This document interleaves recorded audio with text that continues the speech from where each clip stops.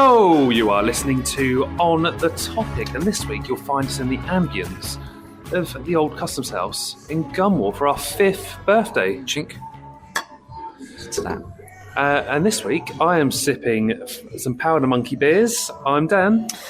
And I'm enjoying a bit of the stereophonics in the background, Dan. I'm not going to lie to you. Enjoying a super dry Asahi. Good choice. It is, I think, actually. I think it's an underrated lager. But the Japanese know how to do a good beer. So that's what I'm enjoying this week. And yeah, we're down in it was sunny earlier, south coast of Gunwale Keys in Portsmouth, enjoying our annual 5th birthday. Flies by, doesn't it? It does. And yeah, we've got your annual AMA, Ask Me Anything, Ask Us Anything, and we've got some splendid questions this year, haven't we? Oh, we do. Some very good ones. Some of them are questionable questions. Yeah, I mean... Others are very, very good. Yeah, I'm not quite sure I'd describe them as good. I guess we'll leave it up to the listener to decide.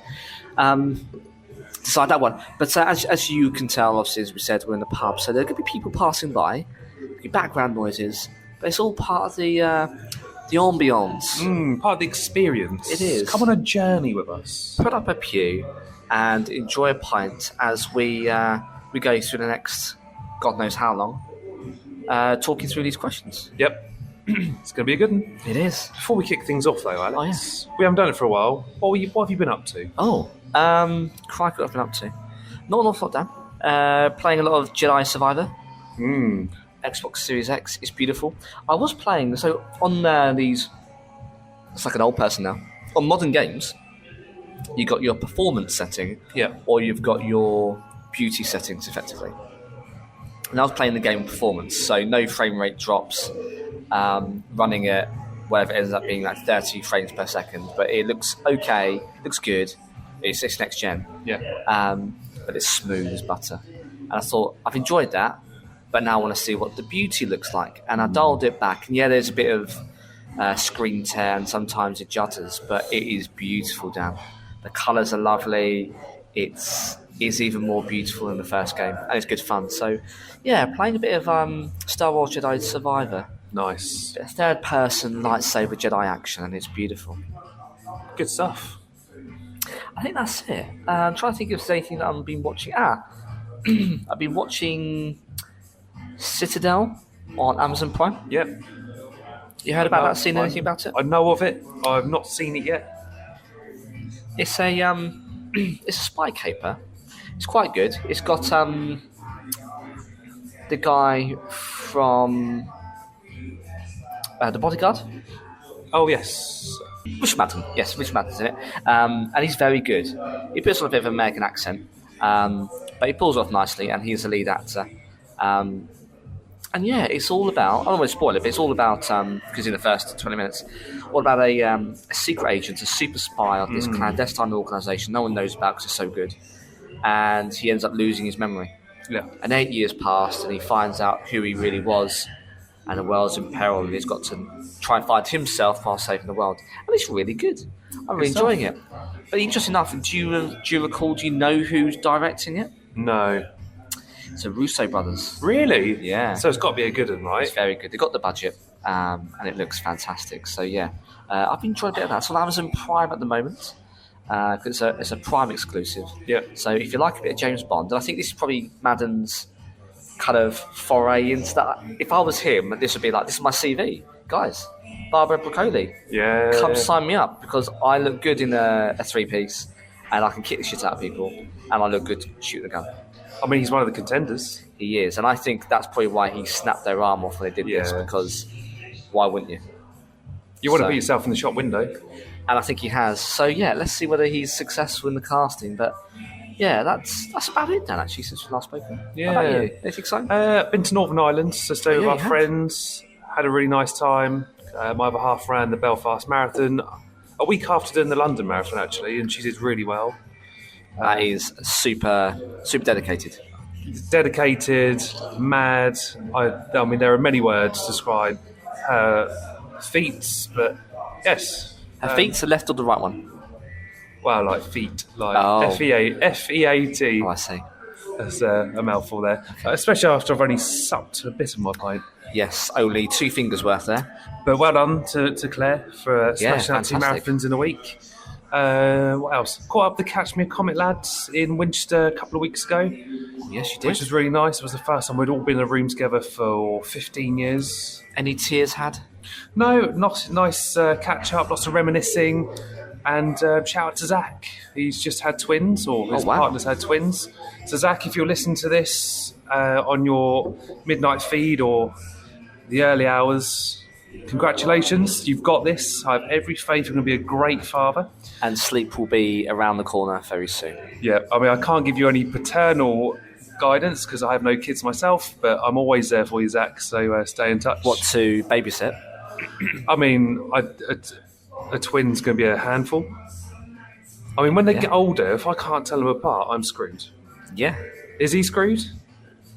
Will he be able to tell twins apart? Like, I don't know. I don't know. Are they identical twins, Dan? I think this question. I actually don't know. I mean, that was one of his fears, is that he wouldn't be able to tell them apart either. I should be fine. Dress them up, tattoo them. Is that a thing? That's not a thing. Can you tattoo a baby? I don't condone it. Upon. Someone sure has, though, I'm sure. What else have I been up to? Not tattooing children. Not tattooing children. Might have nearly beat up some 10-year-olds outside Gunwharf. I was going to say... There seems to be an annual thing. I'm looking out the window and I can't see any Cub Scouts. Interesting enough, I did post on social media an AI-generated picture of you. I said, can you create a photo of Dan, who's a podcaster, who wears glasses and he flexes muscles outside the pub? Apparently my right arm's bigger than my left. Apparently so. At least say that much about that better. But that was what they allowed me to generate, because I asked the one beforehand. I said, can you show me a picture of Dan fighting a group of Cub Scouts? And they came back and said, I'm sorry, we're not allowed to do that. We can't do it. That doesn't sound like a nice thing. So there is some ethics to AI. Who'd have thought it? Yeah. So alas, I can't listen to get you an AI depiction of Dan fighting little children. But maybe I'll find on the dark web an AI that's willing to do so. They were heckling me for 2 pence and they would do a dance. But it wasn't just me, there was other passersby. Please give us 2 pence, we'll do a dance for you. And I'm like, but it's only 2 pence. Surely you'd find that somewhere along the streets of Gunwharf. I was ready to go to Alex. So are we talking hypothetical? Did this actually happen? This actually happened. Oh, yeah. right, crap. Got off the train at Portsmouth Harbour, walked around, and there's kids heckling at the entrance of Gunwharf for 2 pence. No way. Yeah. But no, that's it for me otherwise. Other than a big binge of Spider-Man on PS4, which is a phenomenal game. It's very good. But our listeners don't need to have a deep dive of that. Let's all just say I'm having a great time slinging around Manhattan and doing some Osborne research tasks. Yeah, beautiful. It's phenomenal. Like, if anyone is a Spider-Man fan and hasn't played it yet, go get yourself a cheap PS4 and enjoy. It's well worth it. And good. The DLC is quite cheap as well, I think. I mean, I think I bought Spider-Man 2018 when you gave me your PS4. It was only like $17.99. It was on offer, and it had all the DLCs included. So it was a great Bargain. Christmas bargain. Yeah. At the time. So yeah, you've got plenty of time to enjoy that title. Plenty of gameplay. Indeed. Good. So we should probably dive into the questions. Probably. Let's dive in. Let's do it. Our 5th birthday. Ask us anything. Right, we're kicking things off. Dan, when are you moving to Brighton? Dan, when are you moving to Brighton? Probably, I don't know. Never? Why? Might not happen. It might. I don't know. In this day and age, you can work from home, you can work remote. Could it be a thing? If you stayed in the current job? Not that you're chained to that job, you can move jobs if you wanted to, but... Possibly. If the stars aligned, would you? I don't know. I mean, I love Brighton. Me and my other half go there a lot. But could you imagine the pavilion in a rebranded on the Topic logo? So you have the pavilion and the Spinnaker. Could do it. We could do it. But I don't know. I mean, all my family and friends are here. But I mean, if career-wise I had to go to Brighton, possibly. Never say never. Never say never. It is a beautiful city.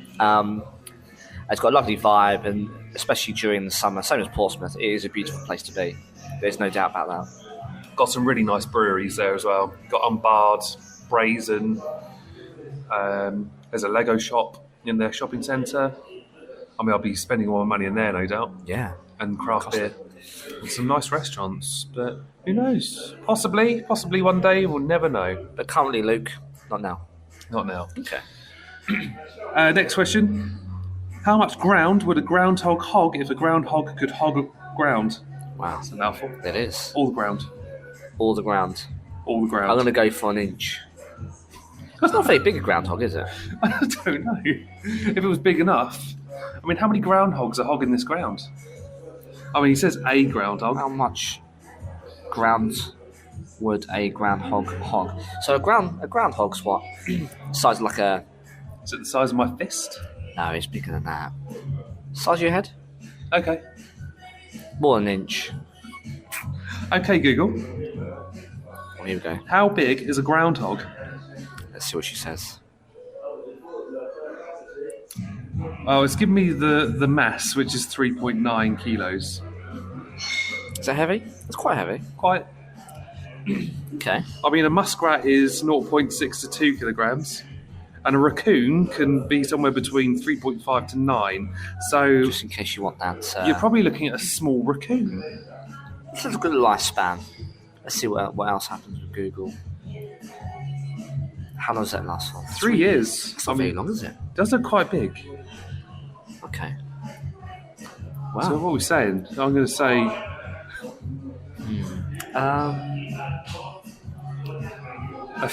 Dan's fist worth of ground. Okay. That looks a bit threatening. I'm going to go for about 60 centimetres. 2 rulers worth. So I think that's the answer. Is that again another Luke question, is it? Another Luke question. Yeah, I'm going to go for 60 centimetres, but I'm not sure who actually validates this. Luke, get in contact to let us know who's the right answer, who's the closest. Yeah, let us know. Yeah. Next up is Zach. How many digits of pi do you know off by heart? Do you want to go first, or shall I? I'll go first because I hated maths at school, and the only maths I've used ever since is plus, subtract, times, and Pythagoras? divide. No, That's the thing at school, right? They teach all these things and all of these lovely formula, but in reality, is that really helpful whatsoever? no. I mean, pi is useless to me, but digits. Well, no, it's delicious. Digits, 3.14. That's it. That's all I remember. That's not far off. I mean, I think it's 3.146, is it? Again, we have to get Google out. Yeah. Okay, Google. Here we go. Pi. P-I. Pi. How many digits in pi? I don't think she can hear me over the music. There we go.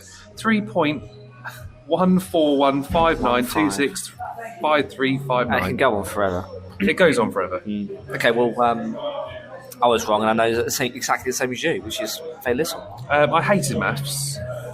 Failed it at school, got a D. I guess not necessarily failed because I got a grade.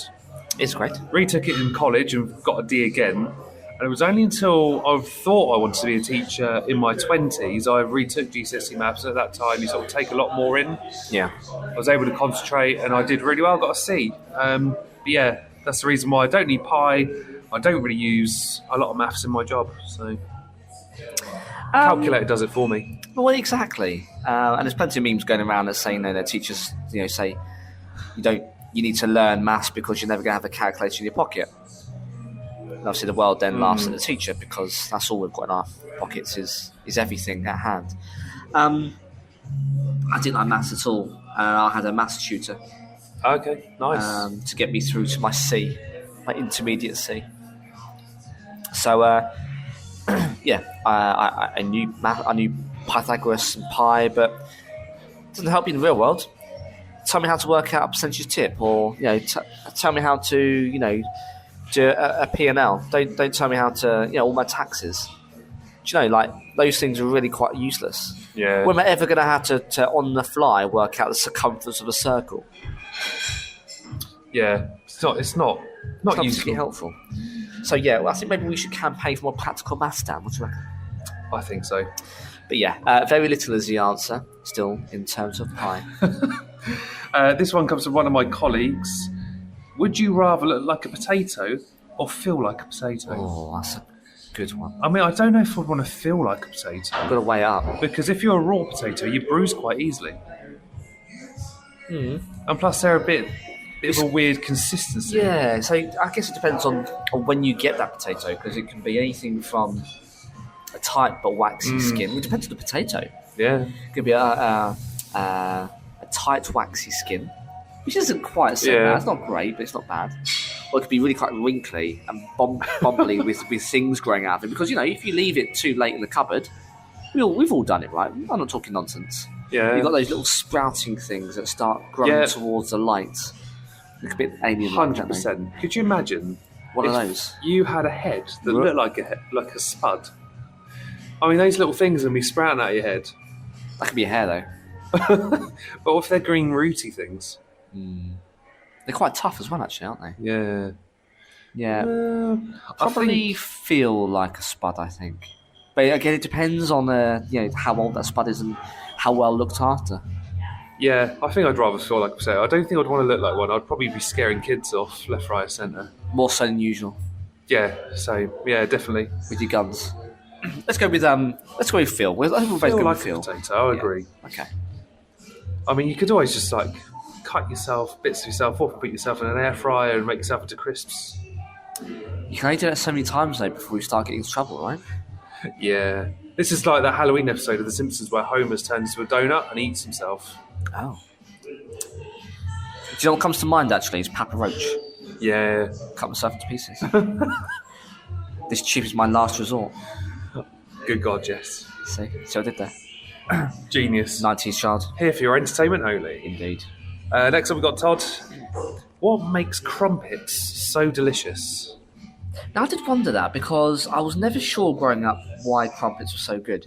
Are crumpets a universally understood thing, or do we need to describe what a crumpet is for some of our overseas listeners? I think we should probably explain it, right? It's a baked good. Let's get that out of the way. It's got lots of holes in it. Yeah. Gives anyone with holes that has that phobia They smashed nightmares. the window there, that guy. There's a door behind Dan, and people don't realise it's got no door stopper, and it's all glass. So one of these days they're going to smash the doors and fling it open. Yeah, oh God, yes. Go with his Jimmy Shark top. Looks like someone just got a pint of powder monkey. Shout out to those guys. Yes, representing. Sorry, where were we? I lost our train of thought there. Oh, yes. So it's a baked good. I don't know if it's quite divisive in the UK, perhaps my household. Yes, it's full of holes. The underside is usually tougher than the top part, which is softer. And do you toast it? Do you grill it? How do you... Oh, I always toast mine. And if you do it right, the bottom goes nice and crispy. Yes. But the top stays nice and sort of like spongy, which is really good. Okay. Most of the time, me and my other half will grill cheese on it. A cheesy crumpet. Oh, a savoury one. Yeah. I've never had savoury before. I've always never had a sweet. savoury No. crumpet? Always have butter on top, so it melts and then goes into the holes, and then as you eat it, it squelches because it then goes. I can see you salivating there. To be fair, a nice salted butter on a crumpet, just on its own, is god tier. Now, my question is: have you ever had it with strawberry jam on top? No, I've had Biscoff on it though. Okay, that's interesting. I've had peanut butter on it.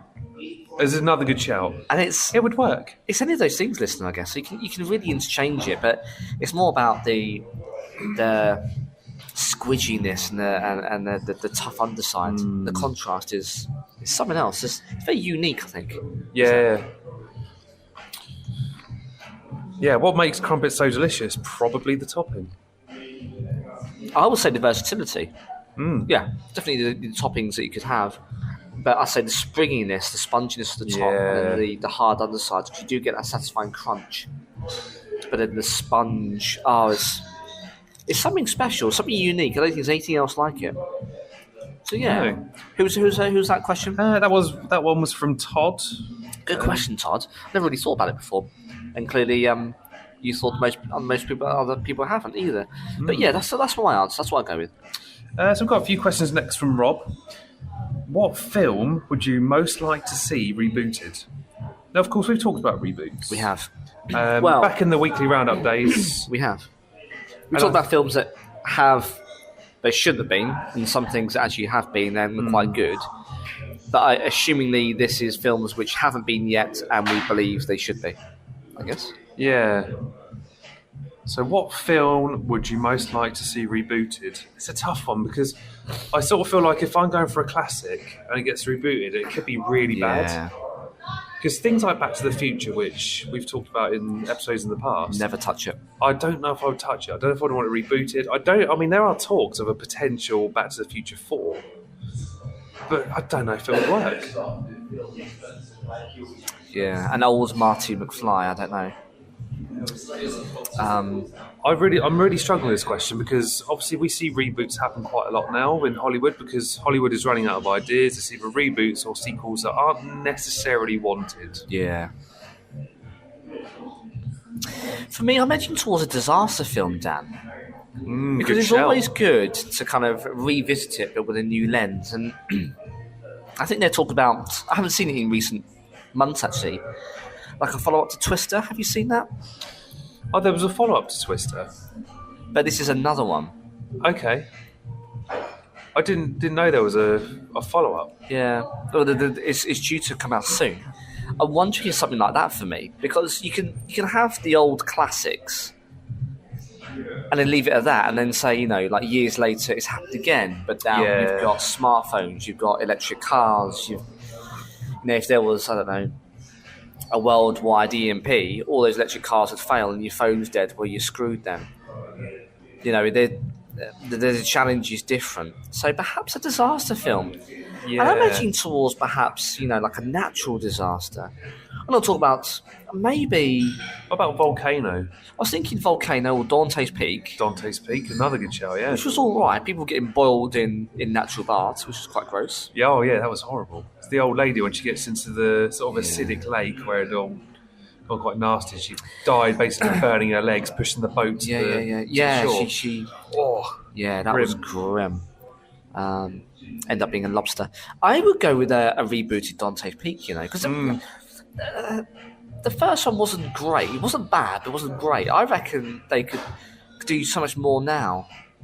Yeah. Can you imagine CGI now? Gross. Be horrific. That's my answer. What about you, Dan? I'd have to agree. Because obviously we're going to talk about our favourite disaster film in a minute from one of the questions. And of course, we've got that episode out there from the weekly roundup days. Yes. But I think I'd probably go for, again, a Dante's Peak / Volcano film, for sure. Because you don't have to really... if you read in Star Wars, which you can never do, people will go, this storyline's pants. Because there's so much lore behind it. Look at Batman. There's only so many times you can rehash the origin story to the point where you don't bother anymore because everyone knows about it. Yeah. But you still got the same kind of baddies and the same villains and different takes on the character, but it's really kind of still the same. Yeah. For me, it's got to be disaster films because you can wholesale change it, but still have the familiar. People will know what they're walking into. It's a disaster film. There may be blood and guts and gore, but ultimately you don't have to have the same storyline. And you can keep it fresh. Yeah. Yeah, no, I'd agree. Disaster films. That's a really good... It's a good answer. So yeah, I'd weigh in with that. Same. Yeah. Next question is, if you could visit the set of just one, film or TV series, which would you choose? Film or TV series? A set? I mean, if we're visiting sets, people bashing the doors behind me again. I would have to... I mean, if you go for something like Marvel Studios, you're only going to have green screen. Yes, indeed, yeah, quite. So it's got to be probably something that is 10 years older or plus, really. I'm going to go with probably a Star Trek. Just because their set design's phenomenal. Very iconic.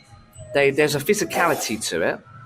So, the bridge of a starship or the corridors of a starship is very tactile by the nature of it being a set.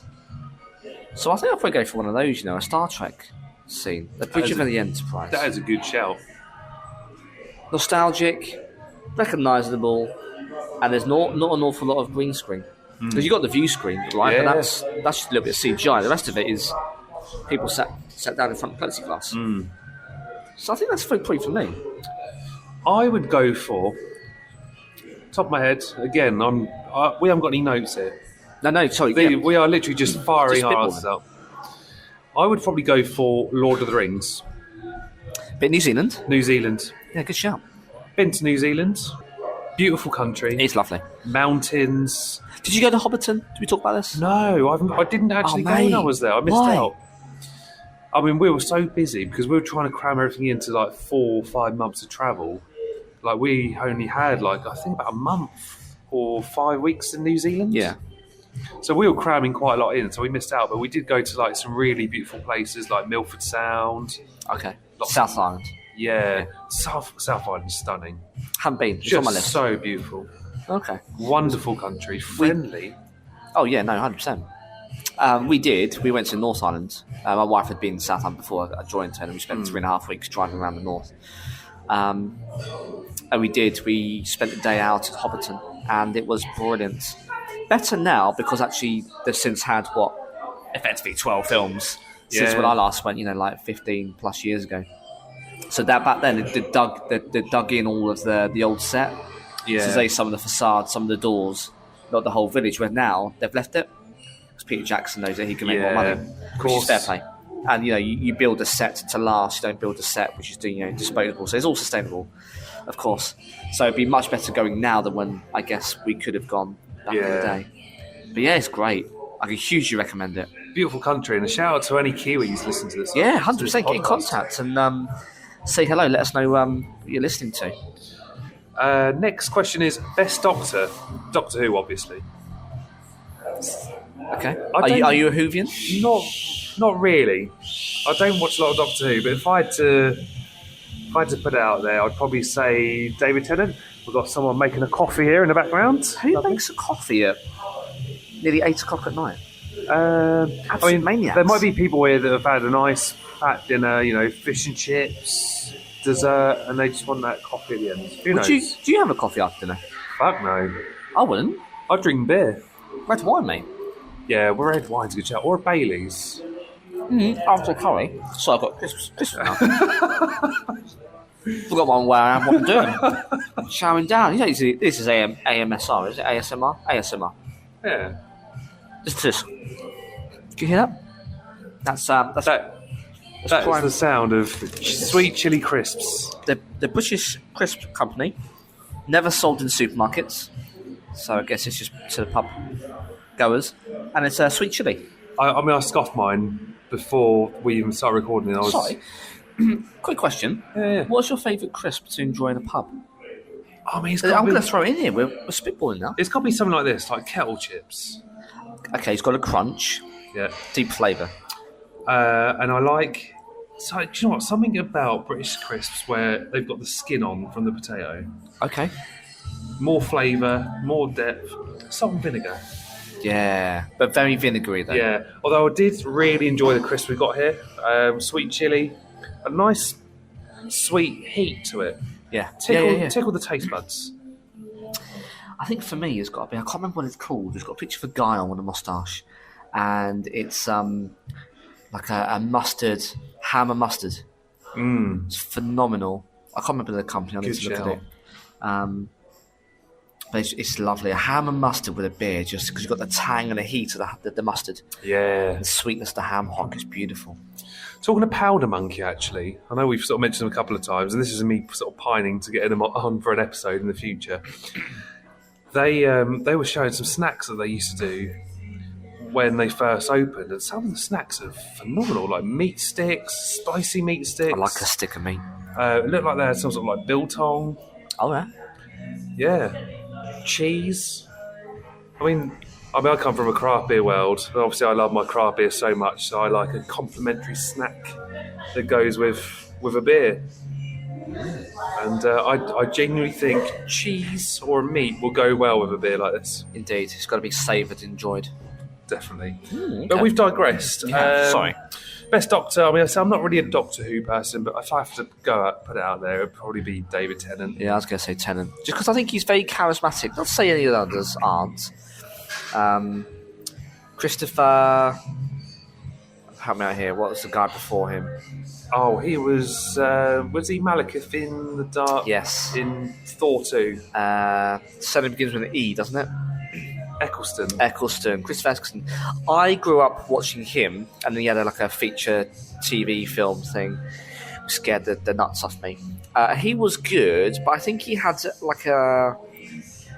an edge to him, whereas I think that David Tennant had a kookiness. Yeah. But he was a warmer character. I think Eccleston... I might get ridiculed for this because I'm not a Whovian. I know it's a much beloved franchise, but for me, or show, for me, it's got to be Tennant. He's all-rounder, a bit silly, but he's very warm. Matt Smith was quite good as well, to be fair. Yeah. But then again... I mean, everyone's acceptable. You got the new guy who's from Sex Education. Yes. Quickly Google. I think it'd Good choice. I think it'd be really good, and I think there's been some preliminary photos shared, and I think he's done a promo video. And I think it's always good to kind of have someone. And it sounds a little bit harsh, so I don't mean it in the harsh sense, but left field, because people would. Let's face it, most of them have been middle-aged white people. Yeah. And actually, it's about time we have someone that represents modern Britain. Nkuti Gatwa. That's it, Nkuti Gatwa. I think he's phenomenal. Great actor. We love him. Yeah. We have done on the Sex Education reviews. I think he's stolen the show more than a couple of times over the last couple of years. Hat off to him. I think he's going to be brilliant. Yeah, no, agreed. I wish he was him a all good the choice. Maybe I'll just watch Doctor Who just for him, to be honest. I think I'll watch a couple just because he's great. Yeah. I want to see what he does. Tune. What it is? Swinging it back to the 90s. This often plays on the Monday night Yeah. after 8 show at my hospital radio. Shout out to your radio station. Do you know who does it? Oh, I couldn't tell you off the top of my head. Bluebells. That's the one. They I had this on vinyl as a kid. Oh right, you still got vinyls?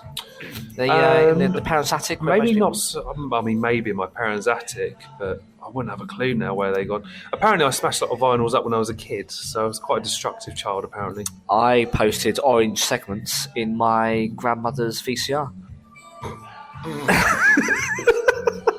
Dad's about to spew beer all over the lovely curtains here by the window.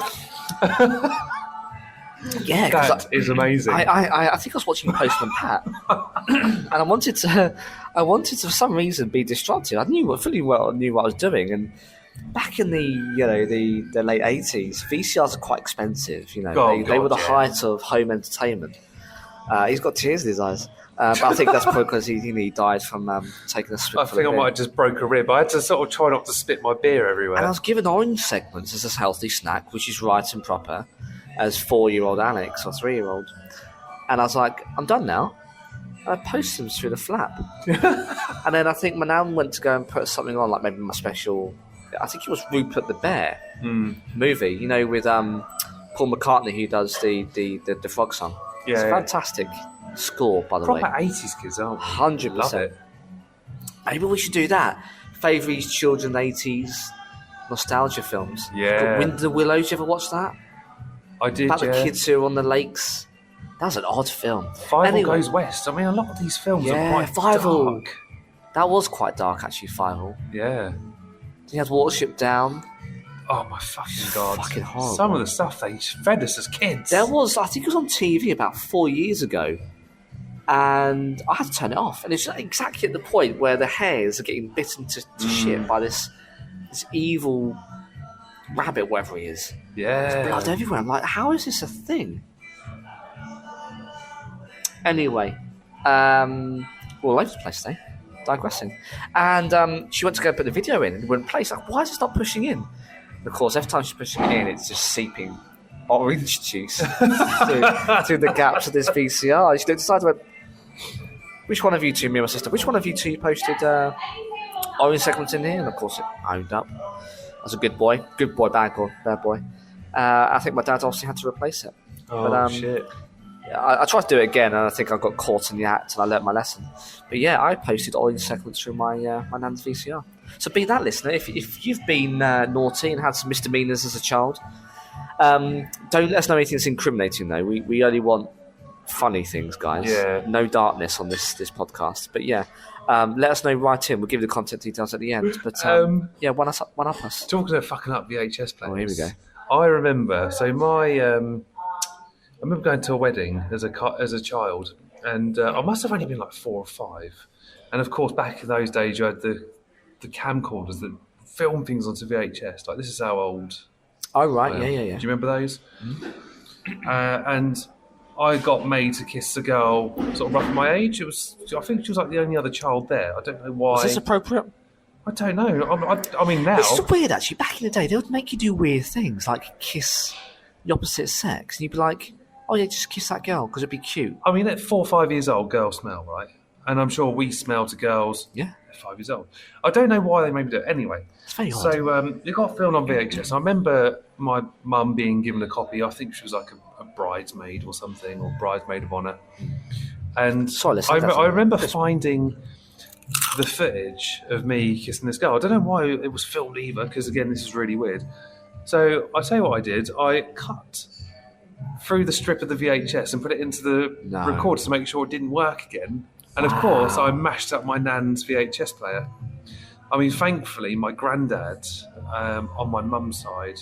So this is my dad's mum, whose VHS player I read.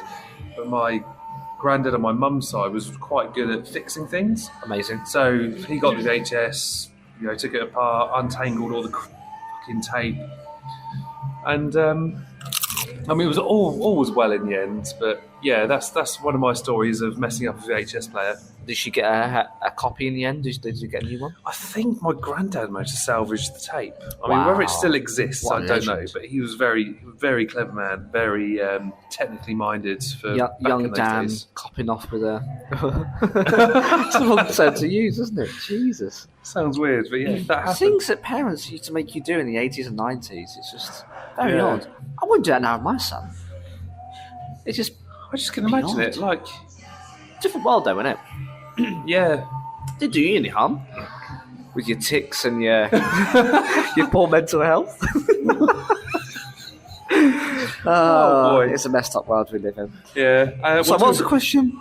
Best Doctor. Best I don't Doctor. know how we got off there. VHS. Anyway, This is what happens when you put half a pint of booze in us and we just go on a tangent. what percentage More is so than yours? Because I haven't got an excuse Only once. 5, but it's very nice. So I'm going to give our listeners a profile of the beer from Powder Monkey. It's called Bubblehead. It's a brute IPA. So I have no idea what that means. It's got your typical sort of like IPA sort of. I don't know how to describe an IPA. Sort of quite fruity, but then the brute is sort of almost like the champagne-y sort of taste. Okay. It's quite nice. Okay, yeah, that's the brew part coming through. Yeah. Very nice beer. I have had it a couple of times. I've had it in a can. I had a taster at one of their tasting sessions at Crushed and Cured in Southsea. Very nice beer. But yeah, I won't go into that too much. But we'll answer a few more questions. We'll have a break. We're going to get another pint. So it's my turn to buy. And then we'll carry on because we got some great questions here. By the way, this music is freaking brilliant. It's on point tonight, isn't it? I love a bit of fun because that's the second song, but yeah, cracking. Next question. Favourite sci-fi film? Which is a really good question, actually. Yeah. I think, did we ever do favourite sci-fi films? I don't think we have. No, we've talked about it. I struggle because I love sci-fi. Something that's left field, and I think it got people into the genre, is, I'm going to have to say, The Fifth Element. Is a good shout. And it's because it's just a phenomenal film, because it's very well told. It's like a dystopian, far-flung future. It's got Bruce Willis, God rest his soul. Corbin Dallas Multipass? Come again? Corbin Dallas Multipass? Lilu Dallas Multipass. Yeah. Multipass. Leela, multipass. She knows it's multipass. Leela Dallas, my wife. We're newlyweds. Just met. Oh yes, of course, yes. Because the Fifth Element, Mila Jovovich is trying to learn to speak English. Yeah. And she doesn't know how to, and she comes up with this nonsense. But the all-star cast, I mean, Chris Tucker is annoying as fuck in it. But I found him hilarious. I was watching, sorry, I'm just on this, we're all over the place, I know, listener, please bear with us. It's almost like we haven't seen each other for a while. I was watching Rush Hour the other day on Amazon Prime. It's a bit edgy from our standards because Chris Tucker, I would say, and there's no malice in it, but if you look back now, you know how people were trying to cancel Friends because Friends... Have you heard about this? Yeah, because things don't necessarily hold up from the 90s. They don't translate back very well because we are a very PC society now. Or perhaps that's unfair. I think we are enlightened, perhaps, and more... Not as much as we'd like to be, of course, but well-rounded and appreciative of other people and their backgrounds, their thoughts and their feelings. I don't think it's a bad thing, by the way. I think we've had this discussion before. Like, we're that generation in the middle where we want to try and understand it, and we're willing to be educated. Whereas people like my parents or my grandparents, they're very sort of like they're naive. They're not quite open to it. Whereas I think the next generation, so your lads sort of generation, it'll probably be more widely accepted, but he won't bat an eyelid and it won't be the same content. But anyway, I was watching Rush Hour, and again, it's not made with malice or with racism, but Chris Tucker is saying some quite racist things like, "Oh, you can't understand me. Do you understand me?" And he starts doing some kind of... I think he called what's it in my face? Who's the martial artist? Oh Christ, I can see him. Jackie Chan. And he said something which today I think would be deemed as racist or incredibly borderline. I just sat there and went, "Oh, you can't say that, Chris Tucker." 90s Chris Tucker, what are you doing? But of course he can, because then it was a different time. It was. And I'm sure it has been censored by Prime, and I wasn't offended by it, but then I'm not a man of colour, so I don't have that experience. But I did go, I'm not sure that's okay. Anyway, Chris Tucker. He's annoying in Fifth Element, but he's quite entertaining. He's a very flamboyant and loud character. So the Fifth Element is lovely. He's got prosthetics. He's got CGI. Fantastic acting. Who's the bad in it with the goatee? Gary Oldman. Oh, he's so good. So good. And he's very over the top and unapologetic in everything from the aliens to the over the top acting and the guns to the storyline and friendship and eventually love of the two characters. It's got to be the Fifth Element. I've never really thought of it like that. But it is. It's the Fifth Element. It has to be. That is a great shout. I've actually gone for Star Trek 2009. The reboot. Yeah, Chris Pine, really good. Great cast. Zachary Quinto. He was brilliant in Heroes, by the way. We haven't talked about Heroes. No, that needs to be an episode on its own. I think so. I mean, I've got the box set at home. I bought it. Season 1 was phenomenal. Season 2 was actually quite good as well. Season 3, they did the whole weird sort of time travel thing. I didn't mind Season 3. Season 4... Getting the same. Yeah, and the abrupt ending where you thought they were going to give you a Season 5, we never got it. But anyway, it's a phenomenal cast. Zoe Saldana. Is she in it? She's in it. No. As Uhura. Oh, of course. Sorry, we're not talking about Heroes. We'll talk about Star Trek. Yes, of course. Leonard Nimoy, Carl Urban. Yeah. It's a great cast. John Cho is very good. J.J. Abrams really brought Star Trek back to life. I think he brought it to the masses, but lots of lens flare. Yeah, he likes his lens flare, doesn't he? And much derided in the Star Trek community, of which I know myself. But I think he was applauded in the main for getting more people on board with it, because it's a tough subject matter. They talk nonsense, and it's a really tough science that they talk about. But yeah, I agree with that. Actually, it's a really good film. Had a bit of time travel. It did, and that's how they got around the reboot. Yeah, it's a good shout. It's been a while. I haven't watched it for a while. Eric Bana, good villain. Yeah, really good villain. So that would be my choice. Someone that sort of grew up. I mean, I hate the whole Star Trek versus Star Wars thing. I love both. It's like Marvel. You don't need to pick a side. It's like Marvel, DC. Do you know what? I don't read DC comics, but I'll watch the films. And we both said we're looking forward to the Flash. And we started as not as an MCU podcast, but it's where it's at for us. He's enjoyed his crisps, ladies and gentlemen. So good. I'm sorry, guys. I'm getting towards the end of my pint, so another one's going to be needed in a minute. I don't know what I'm going to go for. There's some good craft beer on tap. Yeah, you had a raspberry one on IW. Yeah, or strawberry sundae or something like that. Strawberry. We'll see. We'll see how I feel when I go up there. But yeah, I don't think you need to be one or the other. Because I love both. You like both. Yeah. It's a good shout. Yeah, Star Trek for 2009 is a really good shout. Next up, favourite disaster film. Now, of course, if anyone wants to hear me go into depth, listen to our favourite 90s films. Perfect. Hangover movie watching. Yeah, apparently I like watching disaster films when I'm hungover. Maybe that's because like my poor brain, my poor head is crumbling to the lack of oxygen and hydration. Yes. And it's a disaster film in itself in my brain. It's a good one to good one to listen to. And then of course that led on to favourite disaster movies. I think we recorded very early on in the pandemic. We did. Which is a good episode. But if I had to choose one, and I could question. only watch one disaster film for the rest of my life, it would probably be Twister. I thought you'd say that. I just love it. As I don't know what it is. It's just a really good film. The whole plot is to try and get these fucking balls into a twister so they can sort of analyse it all. And of course, it always keeps Is that what it going is? wrong. That's pretty much it. They want to put tech into a twister to have a look at it. Wow. They want to see what's on the inside of a tornado. Such a waste of life. Yeah. A lot of people things die just for the...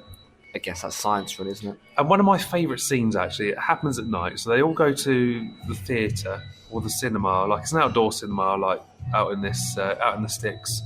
And of course, the tornado rips through, and it tears directly through the middle of the big screen. Oh. So they're all pegging it to try and take shelter. Then, of course, they have to race back to this woman's house that they're staying at. How fourth wall? To find out it's been smashed, like this tornado smashed through the entire like city or whatever it is, village. It's just such a good film. I've got a question for you. Yeah. We're really fortunate in this part of the world. We don't have twisters. I think we kind of do, don't we? But not to the extent that you'd get in like Kansas or Texas. I think the southern states of America would wholly disagree with what you just said, Dan. I mean, ours are just like a B-Tech tornado. Usually, like, it hits the ground and then it's gone before it's even started. It dissipates. If there was, though, that level of disaster whirling his way, it's tornadoes that goes above water. Yeah. Hurricanes above land, right? Is that how it works? Pretty it's been much, a while since I've done my geography. GCSE geography. It's brewing up now. You get the warning. Our phones start blaring with the new UK warning thing. Where should you go? Right now. Wind's picking up. The clouds are turning dark. People are starting to get notifications on their phone. They're running around screaming. What would you do? Where would you go? I mean, you don't have to stay in this pub, by the way. I don't have to stay in the pub. They can get it where you want in Gunwharf. I mean, I'd like to think, because we're in a pub, they've got a cellar. You've got 5 minutes. Where they keep the kegs. Okay, good. And all the cast. I would ask, if it all goes to pot, just drink yourself silly. Oh, yeah, of course. But you'll find me... Put the pub straight in your mouth. Straight under a tap with me pulling the handle. But no, seriously, I would try and find... Because they must have... especially for things that if they have casks, which they do, they'll have it in like a cellar. You're gonna find that cellar and you're gonna hide in there. That'd be where I'd go. Okay. Where would you run? Would you follow me or would you just? No. You wouldn't go for the cellar. I wouldn't go for the cellar. I would go to cinema.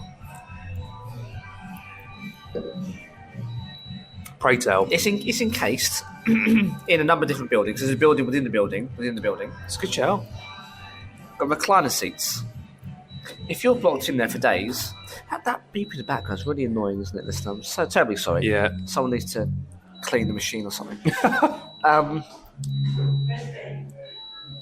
Anyway, I'd go into cinema if you get hemmed in with the rubbish and the rubble. Put on your favourite film, Die Hard, in our case, or Jurassic Park, and you can watch your favourite films whilst you went to be rescued. It's a good shout. Assuming it doesn't go through the cinema as you just described and we all die. But yeah, cinema for me. But what's your favourite disaster film? I know we probably discussed it on that previous episode, but it's been a while. It's been 3 years. The second one's due out soon. It's going to be The Meg. Oh, man. I mean, that's probably going to be one of my answers for a future question. But The Meg is so good. It's silly. It's unapologetically bonkers. But it's well thought out. It really is. I really enjoyed it. It's that old Deep Blue Sea. I've got an issue with sharks and thalassophobia, which is a fear of the open sea. We have an episode out there with phobias from 2 years ago. We do. It's a really good one, I think. And we've already talked about phobias when we were talking about crumpets. Yeah. I can't remember what it's called, where you got the fear of the holes. Trippy. It's a fucking long name. I remember that much. Yeah, it's horrible though. I think I got that too. But anyway, we're not here to talk about my shortcomings or my misgivings. Those two, I think. Probably The Meg though, because I think it's a really good film and it's just absolutely nuts. The second one out at the time of recording, which does age this podcast somewhat, is out this summer, and I think we're going to have to review it, aren't we? Oh, 100%. It's going to be so good. I think me and my other half watched The Meg on Amazon Prime. Must have been last summer. And it doesn't take itself too seriously. I don't know whether Jason Statham's English or American. Like, he flits between languages, well, accents, should I say, not languages. But it's phenomenal. And, of course, there's always a bigger one. Yeah, good answer. Love The Meg. That's very good. Especially when it clamps its jaws around that bubble of glass. And the girl screams. Yeah. Yeah. It's a bit of a horror, but equally it doesn't take itself too seriously. It's very bizarre. Good disaster film, though. Yeah, I think so. Yeah. Next question. Favourite comedy film? It has to go all the way back to 1995, I want to say. American Pie. Oh, good shout. It's a very good film. Because I think everyone can relate to it. It's awkward and it's hideous and it's time is running out in high school. And we all had it, for me it was year 5. For most people it was 7, 8, 9, 10, year 11. And that it's the end. You've got to decide what to do next. Yeah. Do you go to college? Do you go to sixth form? Do you go to work? And sure enough, in American Pie, it's all coming to an end. And what they're going to do, what's going to happen, and all the while they're trying to get laid. I think it's great. It's a coming of age film. I think it's just so good. I can't remember what. Oh no, that was it. So I got into a podcast recently called Films to Be Buried With. And it's hosted by Brett Goldstein, who plays Roy Kent in Ted Lasso. He's going to be Hercules in the MCU. Ah, yes. Phenomenal. I love Brett Goldstein. I love his character in Ted Lasso especially. But yeah, he was talking about it with James Acaster on Films to Be Buried With. And James Acaster actually says it's probably one of the most erotic films he's ever watched. Oh, wow. It's quite raunchy, isn't it? Yeah, most definitely. I mean... Yeah. I mean, shagging an actual pie, I don't know, man. Well, there was a director's cut. And the director's cut, actually, I mean, all bar seeing his wang, he's even more. I mean, I think there's a scene leading up where he drops trousers. He's eyeing it up, drops trousers, and ends up negotiating himself onto the kitchen table. Yeah. And then having a couple of thrusts, and that's when the dad walks in. Oh, shit. Whereas in a theatrical version, I don't think you need an extended version, director's cut, so to speak. In the theatrical version, which is what most people have seen, the dad, you see him eyeing up the pie, and then it cuts to dad walking on him. Yeah.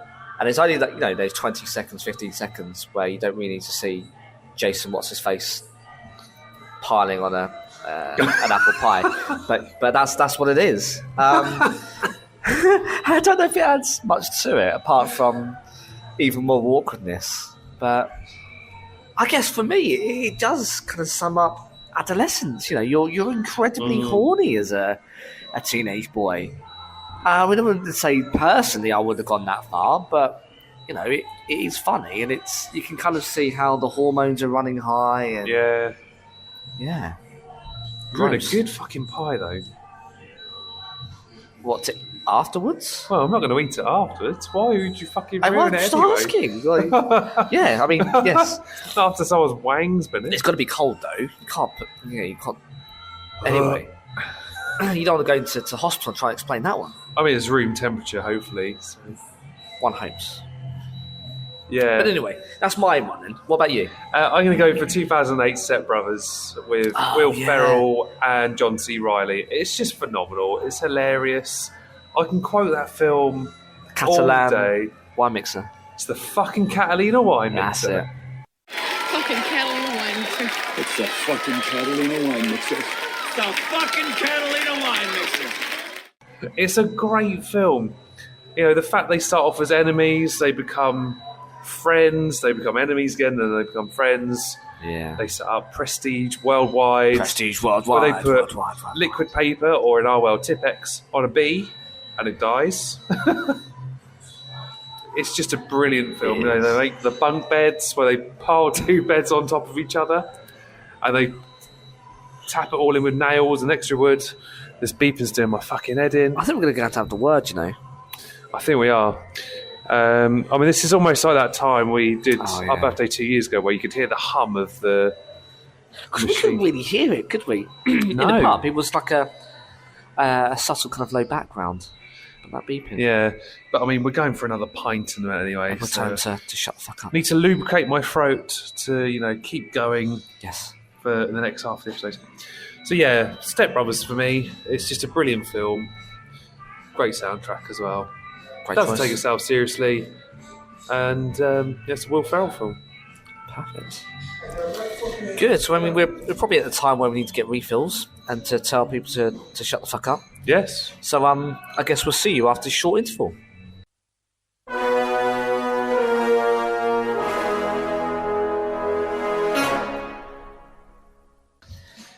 Normal service has resumed and we're back. And without the fucking annoying alarm going off. Yep, the beeping has stopped, ladies and Quite gents. unstereotypical of me, Dan and listener. I went and asked him to turn the bloody thing off. Very men- British men- of us, isn't it? Well, men tend not to ask for things, do we? Just put up with it. We don't ask for directions. We don't ask anything. We don't like to bother people.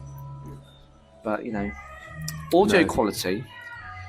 I care about our listener, and I care about the ultimate experience of this podcast. So, yes. apologies for the last probably 10, 15 minutes of you guys having to listen to that, if not longer. But I took one for the team, for mankind worldwide, and I asked them to do so. So yes, hopefully the good music, which is questionable, and the odd questions will continue. We got more beers. So you got What have you got, Dan? You've got another Asahi, and I've gone for a Vault City Strawberry Sundae.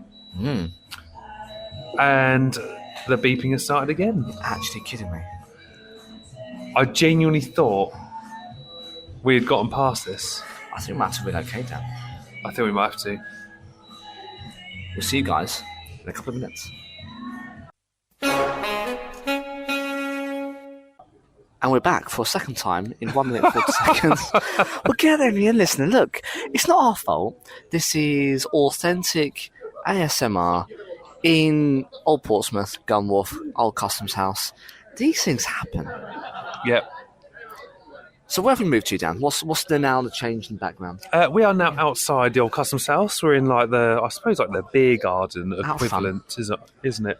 Describe the scene for us. Where are we? To our right, we've got the Lipstick Tower where all the My left. posh people live. And Yes. to our left, we've got a nice sunset. Am I right? And The behind sunny us- setting is quite romantic, actually, for our birthday celebrations. Oh, yeah, definitely. We've got a crane behind us. Not any normal crane. It's like I suppose, An like old shipbuilding yeah, type. It's just for... scenic purposes. Yes. Cafe Rouge. We've got Loch Fyne. Very good fish food. Quite good. I had food poisoning there about 7 years ago. Selling it. But that was once in many times. Otherwise, it's quite a good I tune. had oysters in there once. Oi, oi. I've only ever tried oysters once. Did you chew it or did it go straight down? I went straight down, but I hated it. It was a horrible Yeah. experience. But they always say, Like a slug. try anything once. But to be honest, Never again. it was not for me. Okay. And we've got palm trees, we've got lovely canals, and we've Got got some plantage. a party of, I guess, co-workers perhaps, maybe, as a guest, and then two people to our left, Dan's right, Yeah. catching up. So, yeah, it's a bit quieter out here on Thursday evenings, the school nights. Yeah, I've Not got too work busy, in the huh? morning. Boring. So have I. Could be fine. It's all right. We've only had a couple of pints, Fine. and they're not like high volume. Not yet, anyway. Maybe those whiskey chases will come later. But yeah, you might have now some more wildlife walking past, but that's fine. It's all good. It's actually quite peaceful out here. It's really nice. It's a lovely evening. So we're going to dive into our next question. Yes. Give the Really people what good they want. question, this. Favourite Alan Rickman performance? So that is favourite Alan Rickman performance. I mean, in all honesty, I mean, there's only one, really. Die Hard. Yeah. But there's a close second with Robin Hood, Prince of Thieves. I was going to say Deathly Hallows Part 2. Oh, right. Yeah. Which is a good In the shout. boathouse where he cucks it. Yeah. I mean, look, guys, if you haven't seen it and I've just spoiled it for you, Where have you been? get in the sea. I'm not going to apologise for that. Oh, we've got the harbour not too far from us. Yes, indeed. We'll launch them into it. Robin Hood, because he's such a good... He's so bad in it. Yeah. He does a good villain. Very good villain. The Sheriff of Nottingham, isn't it? Yeah. You know, he's quintessentially evil, and he's questionable around Maid Marian, and he's bitter to the very end. And I think Alan Rickman does a phenomenal job. God rest his soul. But it's got to be Die Hard, right? Yeah. Hans Gruber, where he's dropped from the tower, which we talked about in our recent Vault episode. Favourite films, Where they were going to drop him in and a 3, Christmas film. 2, drop. And that's why you get such a natural reaction. And we did, was it 2021? We did Die Hard, and we Christmas took you behind the scenes as well in that one, which Yeah, is a really really good. good episode. I like these episodes because we sort of dive into some of the older episodes as well. Yeah. Good question. Alan Rickman's is phenomenal. There's a reason why he's a legend. Yeah. Great question. And I think, he's been in loads of other things, but I think for me, those two really are standout performances. I can't remember the name. He was an angel in Dogma with Kevin Smith and Jason Mewes. I think I've mentioned this before. I've never seen it. You never? No, and I know it's a cult classic. I need to get round to it. I'd never seen Dogma until 2019. I really sort of fell in love with Kevin Smith and his pop culture, and me and the other half started watching a lot of their films. But Dogma is definitely up there. Definitely up there. It is. Sorry, Alex is making me push my microphone to I sort of naturally my arms obviously getting bored. But yeah. He's got long arms though, there's no excuse for it. No, absolutely not. So next question is, best line from a film? Oh. Shall I dive in? Yeah, please, Dan, take us away. In time, you'll know what it's like to lose. To feel so desperately that you're right, yet to fail all the same. Dread it, run from it, destiny arrives all the same. Thanos, Infinity War 2018. And of course, that happens very, very early on in the film. Yeah. And of course, wow, we're going full circle here. This is where we started. Infinity, what? Yeah, Snap indeed. of a finger. Number 1 of TW Rad Days. But yeah, that was literally the line that made you realise, oh, the big bad's here now. Yeah. This is it. And of course, our heroes don't particularly do quite well in that film. No. Interesting fact for you, though. Tell me. I know we recently watched Guardians of the Galaxy Volume 3, and we learned Rocket is obviously the smartest of the 5 OG. Yes. He's the only one that never fought Thanos. Did Groot? Did Drax? Yeah. Drax tried to on Nowhere. Oh, right, yes. With Gamora With and... Gamora, Star-Lord. Yeah. Of course, Star-Lord again goes toe-to-toe with Thanos when Mantis is on his head. Of course, yeah. And Groot, of course, tries to send his roots when they're in Wakanda towards Thanos, but Thanos just sort of bats him away like he's a bit of wood. Well, of course he is wood. He is wood, yeah. But of course, Rocket never encounters Thanos because he's the smart one. Wow. Interesting fact. But yeah, again, digressed, but that's my favourite line, or best line from a film. Best line from Infinity War, anyway. Okay. For me, and I don't think I've ever talked about this before, but I think Judi Dench, Dame, don't forget the Dame Judi Dench's monologue in Skyfall, I think is what a film! Phenomenal. And here today, I remember this, I think, from Tennyson. We are not now that strength which in old days moved earth and heaven. That which we are, one equal temper of heroic hearts, made weak by time and fate, but strong in will, to strive, to seek, to find, and not to yield.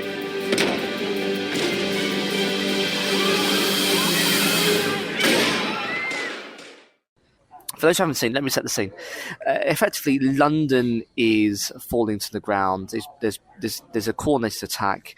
She's being hauled up in front of a public hearing, a committee, because MI6 has some very public failings. And she effectively sits in front of them, and she's got to defend herself and say, "You need us because we operate in the shadows, blah, blah, blah." And she reads a poem, and it's a very poignant one.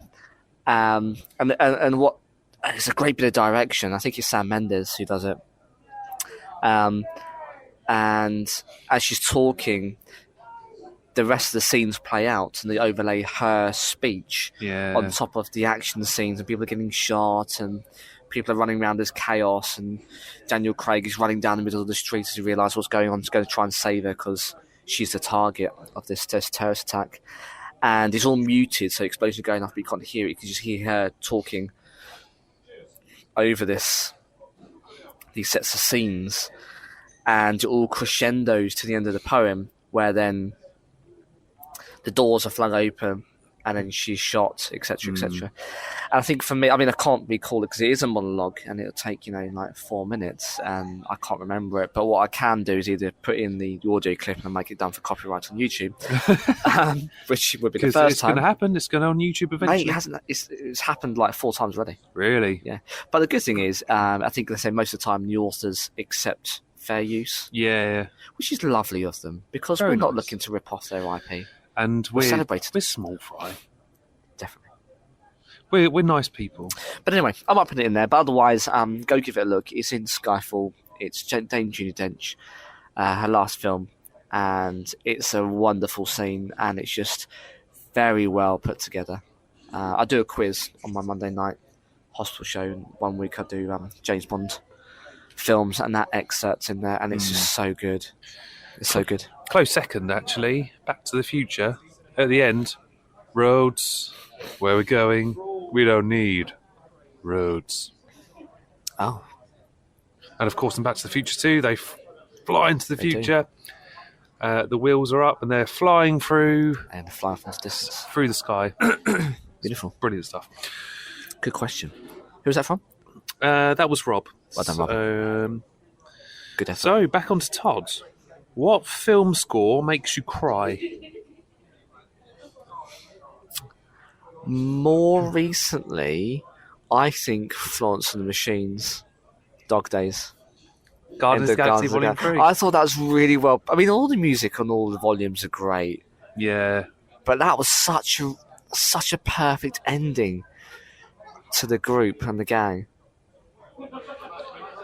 Yeah, no, I'd agree. I'd say, there's 2, and one of them is not a film necessarily. So the first one that just gives it a bit more emphasis is Avengers Endgame, which is Tony's funeral. Oh, yeah. So, of course, he's just carked it. He snapped his fingers. Save the world. Save the galaxy. Save the galaxy. Save the universe. Yeah. So that's probably one of them. just gives it a bit more emotion. And I tell you what, when I first saw Endgame at cinema, I bawled my eyes out. Oh yeah, 100%. And then the second one, not necessarily a film. It was The Mandalorian season 2, where he hands over Grogu to Luke. Yeah. It's just this one note that runs through the entire thing, and it will grab you by the balls and make you cry. Lovely. Thanks, Image. Sorry about that. I think something else actually is any kind of John Williams score. And I'm thinking probably End of Empire, and where all has been lost but has it, and there's a glimmer of hope. Yeah. Yeah, the slow. Do. Very wistful. That's lovely. It just sort of pulls on like No one needs to certain hear that notes. It out just in public. draws it out. It does, and I think John Williams is a phenomenal Composer. composer. Was a word looking for. Yeah, he's so good. So anything John Williams, I think. Next question. Why is The Holiday the greatest Christmas film? Fucking hell, he's had enough beer already. Why is The Holiday the greatest Christmas film ever? It's so wholesome. It's brilliant. And unless you want us to fuck you up and throw in the fan film Yeah, don't do it theories, again. don't listen to that episode. That's too good. It's just brilliant. You know, what a cast. It's a great cast. It's a really simple storyline. It's silly. It's wholesome. Yeah. It's just wonderful. Jude Law's brilliant. I mean, they're all FYI. good. Kate Winslet. Jack Black in a serious role. Scooby-Dooby-Doo. I mean, my wife derides Cameron Diaz. She thinks it's very wooden performance. I don't disagree, almost like she's on stage performing. Yeah. But you can't really ask too much from a rom-com. So I think for all those reasons and more, I think that's why it's a good film. Yeah. It is our most favourite Christmas film, right? Yeah, oh yeah. We've Easily. said it for the last 5 years. It appeared in our 2020 episode for Christmas. How do you remember all of this, Dan? Oh, I just got All of these episodes See- merge into one for me. when at the start of the episode, I sort of mentioned I caught up with the Catch Me Comet lads, and Yeah. I was sort of reminiscing about these certain memories, and they were like, "Dan, how the fuck do you remember this?" I just remember pointless stuff. Rain But Man. yeah, the Christmas episode from 2020, I think it was like OTT 8. There's no way I'm going to be checking that. I'll take your word for it. It sounds good. Yeah, it's a really good episode, and of course we dive into a lot of our Christmas films. That's where it comes in. I don't think I'd ever seen the film before until you mentioned it, and that's when No way. I went away and I watched it with my missus, And forever I've changed your and life. we loved it. And we've watched every year now. Me and the missus have this. Ritual? Oh yeah, I suppose it is a ritual. You know, we sort of build up through the first week of December through to Christmas, and we watch Christmas films. Last year, we even dived into some really fucking bad Christmas films on Netflix, which actually appear in the Christmas Cracker from last year. There you go. So yes, there you go. That is why we think The Holiday is the greatest Christmas film ever. We concur, Zach. Here is the ultimate question: why is going to the cinema so good, loved worldwide? Sitting in wank chairs in a dark room with strangers. But I love it. That was Todd. We've probably got to break this one down, Todd. So when you say wank chairs, do you mean that the chairs that people are wanked in? Do you mean that they're not very good? I don't think I actually want to know the answer to it. So we're probably going to assume that they're not very good. But I mean, Dan, you made a good point just before we went on record about this, didn't you? Because in View Cinemas, where we are currently situated at the time of recording, they spent a lot of money on the screens. Yes, There's so- loads more space. We went to see Guardians of the Galaxy last week. Go get our on-the-go review. We can do the Yes. big review soon. But we were sort of admiring like how much sort of space they give you. And obviously they can't be losing a lot of money if there's not less chairs. Do you know what I mean? Yeah. But the chairs look nice. They They're comfy. recline. They recline. They're electrical. What more do you want? And to be honest, going on the Strangers part, it's not always that good. I think you have to go see a new film quite early on now, so where you get the real fans. So a couple of years ago, I went to see No Way Home, My Other Half. We had a row of lads in front of us, and they were vaping, and that really fucked me off. Yeah. Not all strangers Does that, man? are nice. Some people are absolute arseholes. But actually, if you go see a film at the time of, or roughly around the first week of release, you're sort of generally sat with like-minded people that are going to enjoy the film, they're going to shut the fuck up, and they're going to leave you alone. And that's nice. I mean, for me, it's it forces you to kind of be focused. I mean, the blight on existence is probably your smartphones, right? And there's much to say for smartphones and how they do ruin you being present and taking things in. And I think when you're in the cinema, you just don't have that opportunity to be distracted. No Time to Die, perfect example. And I think we talked about it in our On The Go episode then. We went to see No Time to Die. It was the first film I think we'd both seen together sort of post or sort of during the pandemic. It was very sort of like coming towards the end, I suppose. And there were just people around us on their phones. I mean, why do that? You've waited probably a year or two for this film to come out. Obviously, it's been postponed because there's no bank otherwise for the studio. Yeah. Why ruin it? Wait till it comes on to digital release and streaming, and you can just look at your phone all day long. I just don't understand it. So, for me, it forces me to put my phone on Do Not Disturb and to be fully immersed into it. The sound is phenomenal. Yeah. Screen quality is questionable because, of course, when you're at home, the minimum probably most people have now is HDR, 1080p, 60 frames per second, 4K, whatever it is. It's going to be better visually at home. But I think it's nostalgia. You know, you can go get your popcorn, sit down, chew the fat. Many a time I've watched the film with you, Dan, over the years and returned to each other with like, oh my God, what just happened? Or I don't remember this in the old Jurassic Park. What's this all about?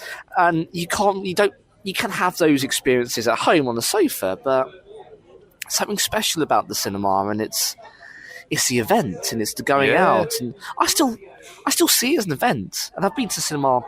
I can't even tell you now how many times I've been to cinema in my lifetime. No, I couldn't. But every time I go, it is magical, and it's a special event, and I think for all those reasons and more, I think that's probably my answer to the question. Yeah, that's a great answer. A lot of nostalgia. We love it. I actually don't know who sent this question in. What movie do you think is so bad it's good? I'm going to chime in real quick. We've talked about it before. The Meg. Yeah, I was going to say The Meg. That's it. So we don't know whether Jason Statham is English, whether he's American. You've got big sharks fucking shit up. Blowing stuff up. Chomping through things. I thought... Sorry, this is very Meg heavy in retrospect, but I just want to say that I think they missed a real big trick. So towards the final third of the film, where it's out of the Mariana Trench or whatever trench it's in, and it's then scouring the coastline where people are chilling out and they're on their inflatables. It's in the trailers, right? So you take the aerial view and people are on their rings and they're sitting back relaxing and they're having fun, and then you just see the silhouette of this massive fuck-off megalodon underneath the water. But it never really eats many people. That is true. Why? Because there's gratuitous blood and guts and gore. Why not just open up your mouth like a whale shark and just suck them all in? Because it could do that, but it chooses not to. It swims right underneath them. And maybe it's the whole kind of tenseness, thalassophobia playing up. But I thought that was a bit of an open goal. So perhaps they'll close that one in the second. I think they'll go for more gore and violence. Got to. Give the people what they wanted. Yeah. So The Meg, I think that for both of us. Next question, best movie soundtrack. Now I can think of two, because they both have such a hold in pop culture, and as soon as you hear them, you sort of know what those songs are or those themes. Jurassic Park, yes, or Back to the Future. And I know we're sort of going heavy on those two films again, but they're iconic. As soon as you hear those soundtracks, you know instantly what those soundtracks are from. Yeah. I'm going to go John Williams again. Yep. Doom, diddle-diddle-dum, doom, diddle-diddle-dum, doom, diddle-diddle-dum, doom, diddle-diddle-dum, do-do-do-do. It's just Indiana Jones, yeah? It's just so... Great shout. It's so simple, and, you know, just a couple of notes, with different tempos. I did do music, so you'll say, Alex, shut up. But you know what I mean? Like, it's different paces and it's different tones, and it's so simple, but it's so iconic. And you also, I don't know about you, when I hummed or badly sung that tune, what came to mind in your mind? What were you I thought you were going for Avengers because you got. Okay.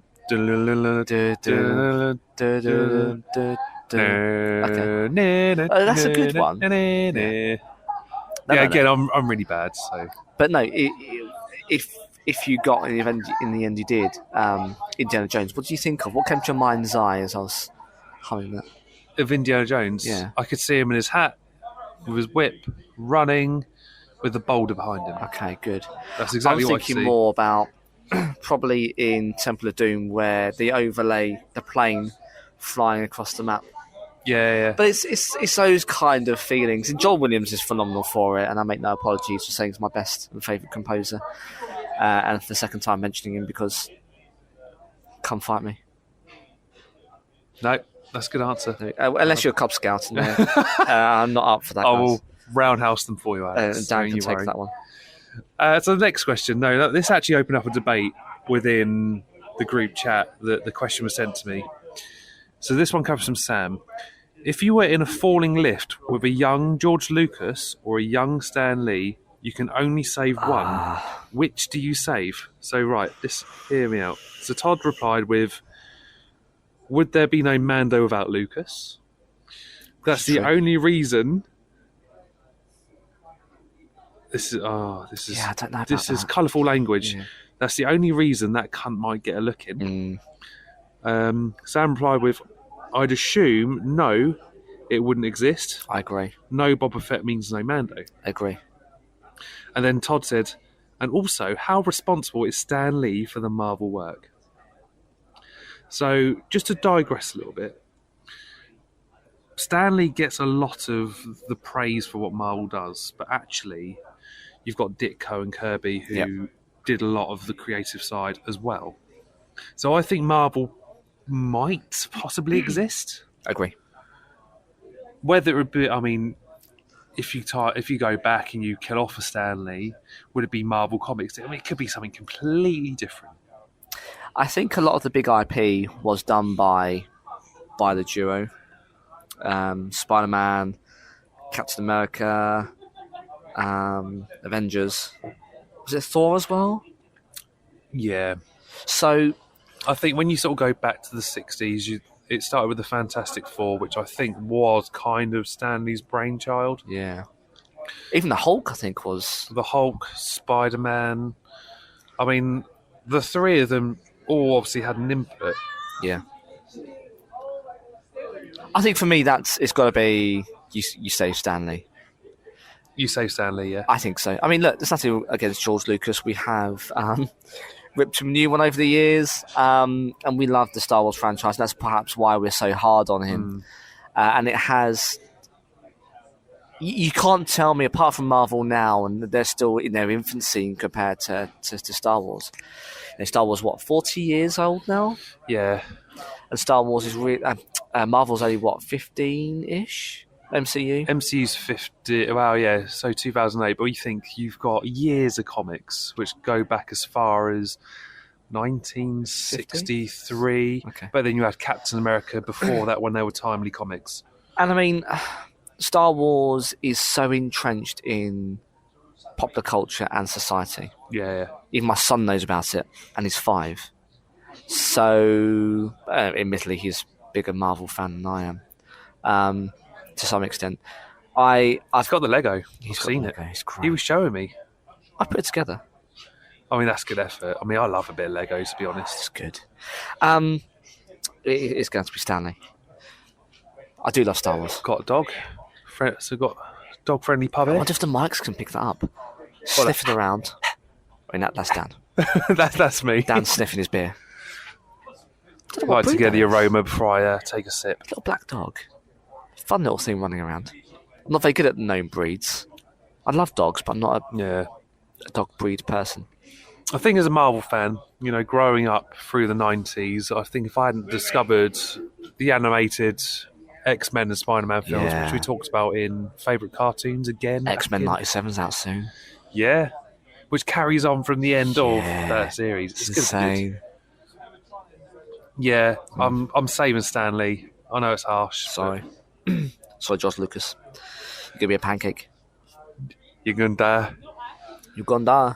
Yeah. Okay, I think we've had this question before in recent years, but obviously it's always nice to revisit. And I think I'm probably going to change my answer from before. Oh. If you were a superhero, what power would you have? Yeah, we answered this about 2 years ago, didn't we? Yeah, I think this came up in our 2021 episode.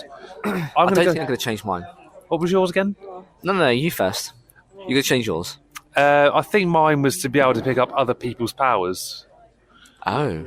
And then it'd be like, what's his name from Heroes? Or, Peter Petrelli. Peter Petrelli. So you'd sort of... Great name, by the way. Before he lost his powers and regained them and he could only have one at a time, I'd sort of just amass them all, a bit like Sylar. But obviously I wouldn't be evil with it. But I think that's being a bit greedy. Come on. You'd be motivated to perhaps dabble in the dark arts from time to time and had all the powers in the world. Oh, I mean, if we're going for superpowers, I'd just go for a Doctor Strange. You could teleport. That's the main reason. Just open a portal, you could be in New York within seconds. Would that be the first place you'd go? Yeah. Go to New York? I love New York, yeah. Although, I mean, if you could teleport, you'd go anywhere in the world within seconds. That's the idea. Maybe somewhere in Japan. I'll go Far East. Never been to Japan. No. Same. Revisit Hong Kong. Maybe. It's a bit of a hotbed of questionable activity these days. Yeah. To get political on this podcast. That is true. We don't really get political that often. Japan, though, yeah. Yeah, Japan. Tokyo. So, yeah, teleportation. I like it. Oh, hello. Someone's giving the door. People love banging these doors, don't they? Oi, oi. For me, I think it'd be flying. A bit similar to what you're Just saying, fly. teleportation. Less instantaneous and more taken to the skies. But I think flying for me. I was thinking paying these expensive costs on planes. The Nathan Petrelli version where you literally just shoot up and then shoot off at the speed of sound? Probably preferred. What was that film where the teenagers come across a meteorite and they end up getting powers? And it's a dark take on... Oh, Super 8. No, that's where the alien was in a train. No, that's right. It'll come to me. But that's where they had to put on thermal clothing because they're up in the sky and they get cold. That's more realistic, but then that's kind of boring because then you get really cold. So yeah, probably Nathan Petrelli, shoot up into the sky, ignore science and be there pretty soon. Yeah, it's a good shout. Yeah.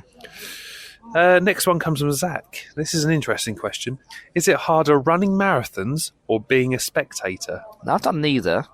I'll tell a lie, actually. I've been on the spectathleting side. Yeah, I've on the Great South Run. Every time it happens, it's at the end of my road, effectively. So I go out and I watch it and I clap.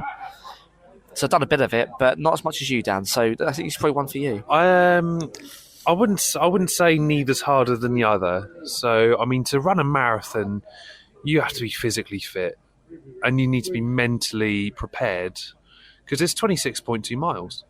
It is. It's a lot of running, and to get through it. My other half's run, I think, 8 marathons now. She did the hottest London marathon on record, which was back in 2018, and it was horrible. Like, even as a spectathlete, getting a tube to try and meet her at the next mile marker. That must have been tough, Dan. That was horrible. Must have been very tough. But as a spectathlete, you need to be that mental, emotional support. Yeah, 100%. It's a hard role to have. You have to carry the bag. Mm-hmm. So London Marathon this year, because we stayed overnight, and I had to carry literally the entire contents that we had on us. No. To meet her at the end and then go get the train home back to Portsmouth. How can people expect you to operate in these conditions? I know. I mean, London wasn't too hot this year. It was all right. It actually rained most of the day, to be honest, which was a big difference to 2018 when she did it. But I went and met Zach, who was in my old band. We went to a karting museum, and of course, I got this big bag on my back. It's bloody heavy. Yes. But then, of course, before the race, you've got a bit of that emotional support. Like, she's nervous, she's a bit teary-eyed. And then, of course, she's really happy and teary-eyed at the end. It's like, oh, yeah, well done, you did it. And then you've got to try and keep her warm. Get that foil blanket. Get her some protein, get some protein in her. And then we don't usually tend to go straight home after a marathon, but this time we decided we're just going to go straight home. There you go. Walked back to Waterloo, which isn't far from the end. And then we got a train home, got a McDonald's. Beautiful. Yeah. What so the meal of champions. Yeah, so she chicken selects and a cheeseburger chaser. I could do with a McDonald's now, actually. Yeah, it's the booze, isn't it? It is. I love a burger. Okay. Chronicle was a film I was looking for. Chronicle. Dane DeHaan, who ends up turning bad. Who's fucking awful as an actor. I'm just going to throw that out there. It's not great. Green Goblin in Spider-Man, the Amazing Spider-Man 2. And he was in that film... I can't remember what it's called now. I saw the trailer everywhere. Sci-fi one? Yeah. Valerian. Yeah, fucking awful. Yeah. Genuinely awful. I think me and the missus have seen the trailer for it so many times. All right, we should probably watch it. It's so bad. Luc Besson has the fantastic... He's also behind Fifth Element. Has a fantastic vision. He played it out well, but he chose Dane as the wrong lead actor. Oof. But that's what you get. A poor casting. Yes, indeed. Anyway, what we got next? Next question is from Luke. I mean, this might be more suited to myself than yourself. Myself than yourself, yeah. Both of us. I mean, we could answer it. So I would be interested to see what your thoughts are. Oh, probably more you. Yes. Who is currently on top of the UK craft beer scene? I wouldn't know, so I'm going to have to sit this one out. So, surely it's subjective, right? I mean, I'm very biased, especially to some of our local breweries. So I'll start off with Powder Monkey in Gosport. Already had one of their beers tonight. There's no thrills. There's no, mind-bending beers. It's all very simple, very flavoursome, very honest, I'd say. Their beers are very honest. They've got a stout called Drunken Sailor, and it's so beautiful. It's smooth. It tastes exactly as it smells, which is like chocolate, coffee, caramel. Wonderful beer. So for those types of beers, it's got to be Powder Monkey. And then I'd go for Mackie Mackie, which is located just off the Eastern Road. So this is more of the sort of mind-bendy beers, the fruity ones. The mind-bendy. Where they've got loads of lactose and fruit through their beers. And not for the intolerant. No. I mean, I always seem to end up, even after a couple of beers, I seem to end up with a hangover the next day. Oh dear. It's pretty horrendous, but their beers are quite strong. I mean, I don't think I've had anything weaker than 6%. They're not sessions then, No, they're the sort of beers. I mean, you can get things. I mean, if you go to these breweries now, you can get like a third or 2/3 or a half or a pint. But usually, I always start off with a pint. It's got to be done. Mm. We've got Ruby the dog. Rubes. Nice name for a dog. But yeah, that's my answer. Okay. To who's currently top of the UK craft beer scene. Next one, biggest douche. I think we've both got knowledge on both these people. Andrew Tate or James Watt. So just to give a bit of gumph on James Watt, I'm sort of very au fait with James Watt. He is the owner of Brewdog. I don't drink Brewdog beer anymore for this very reason. His company's very toxic. He is a sex pest. He pesters female colleagues in his bars. Alleged, just in case we get done for slander, or is it confirmed? I think it's confirmed. I mean, there is a documentary out there that was released by the BBC where people were literally outing him, like former colleagues, former workers. Okay. There's a lot of complaints about Brewdog, and I mean, it might be better now. I don't know. I'm not that interested. I just wouldn't go for a Brewdog beer anymore. Okay.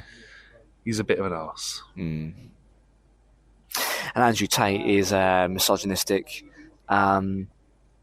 nasty Son of a bitch.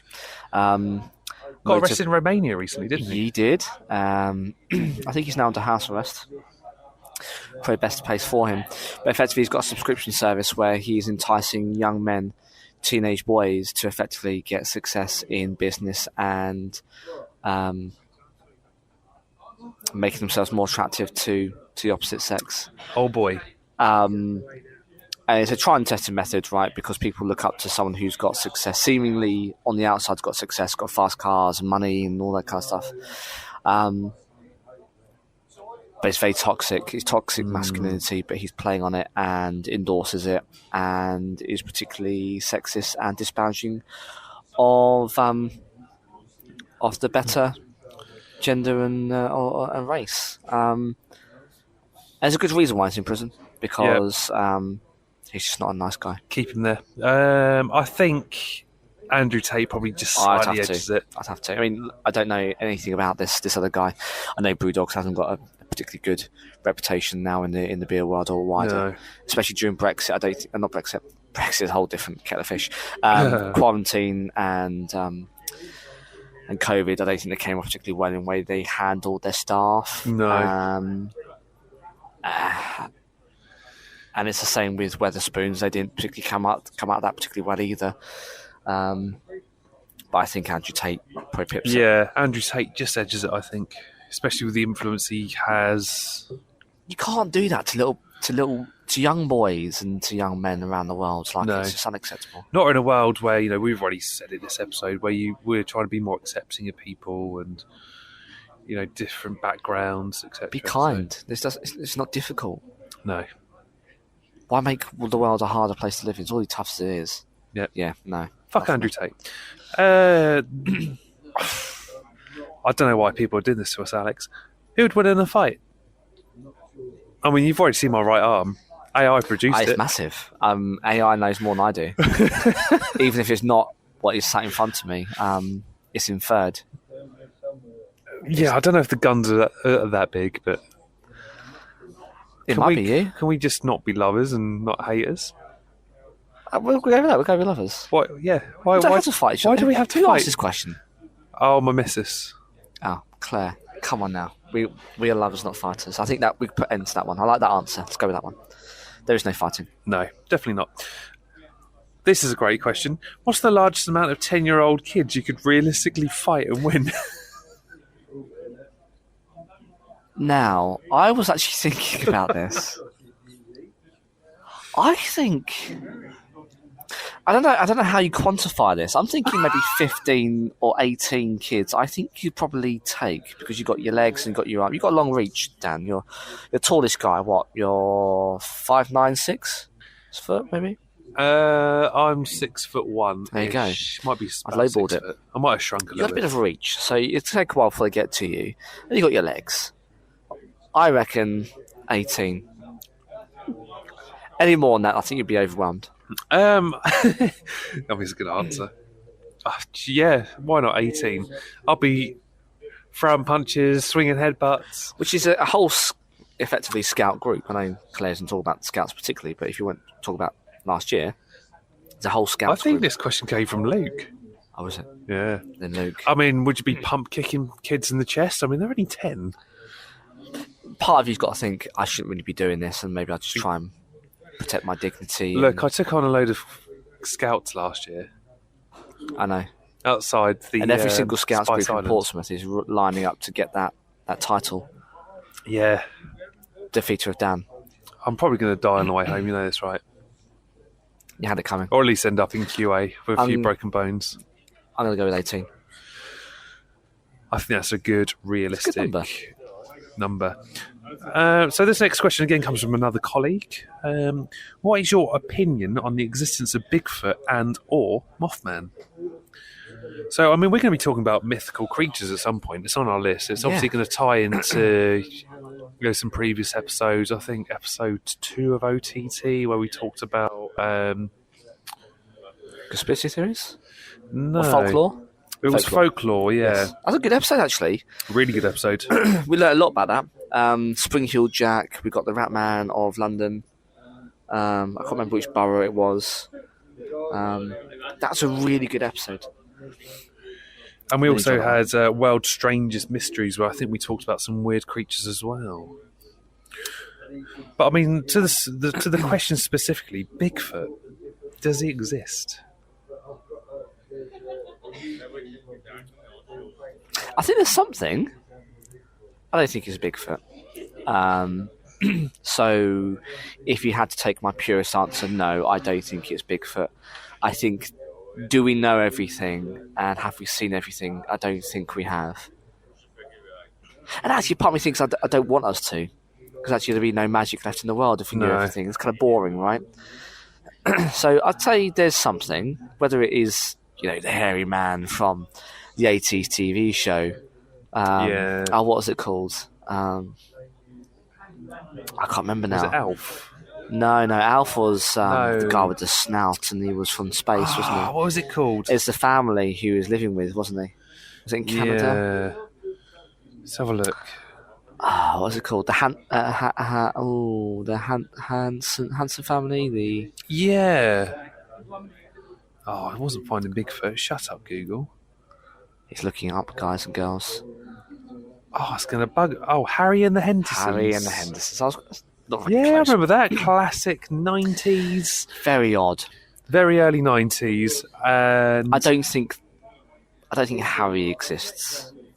No. As we all think in pop culture. But do we know everything? No, we don't.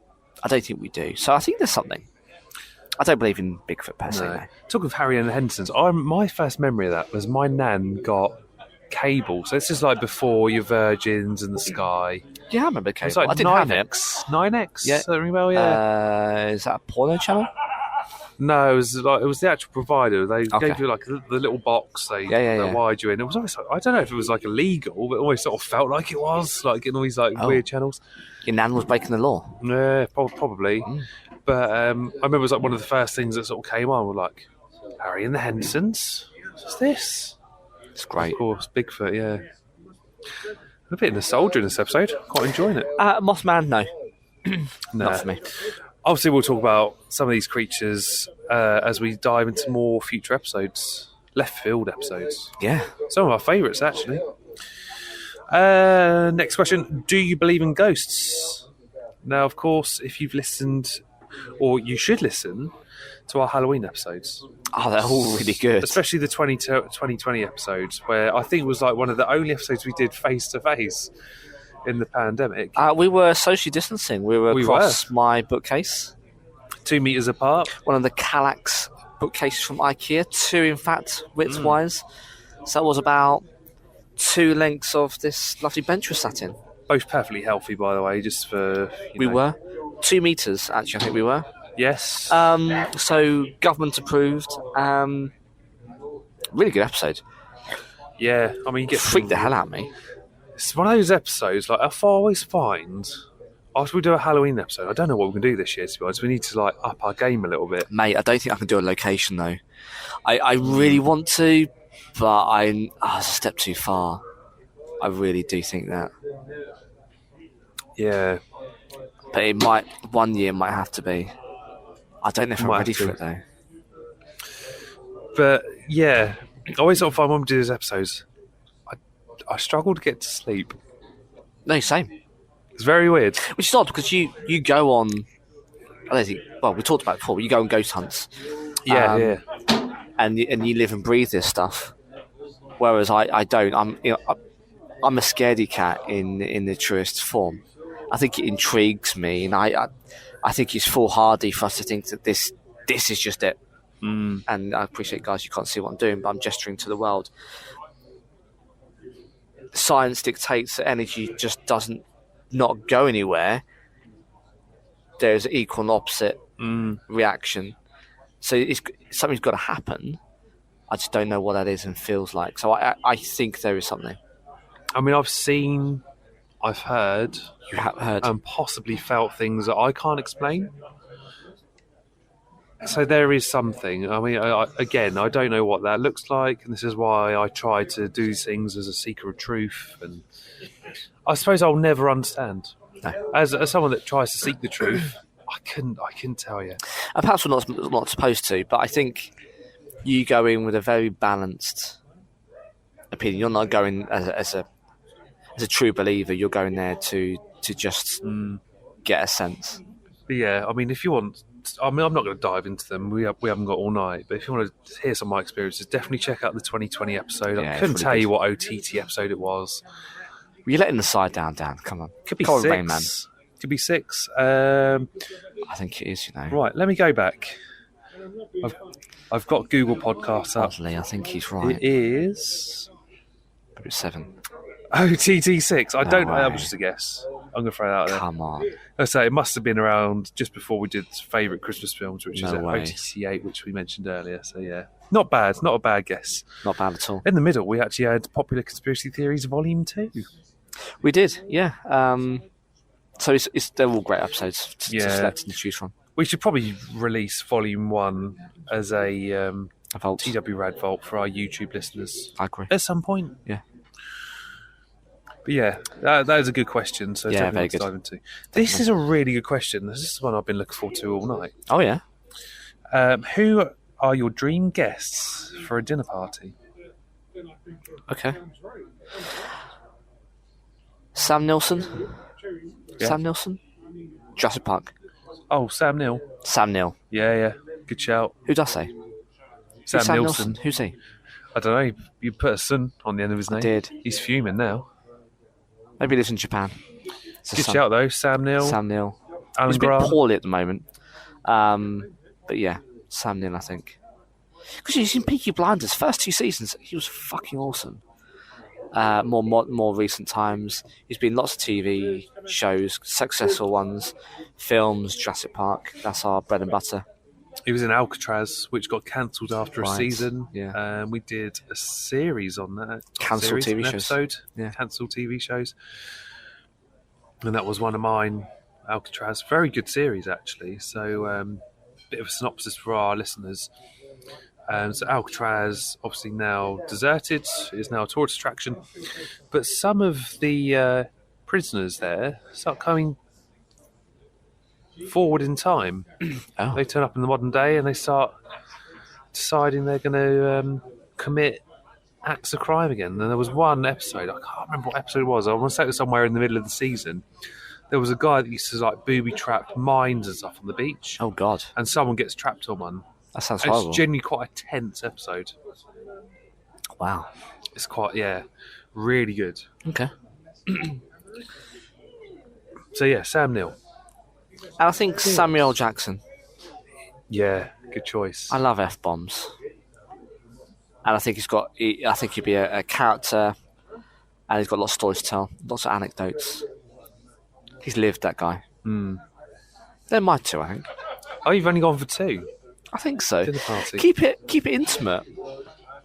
Right. Oh, that's along with your guests, of course.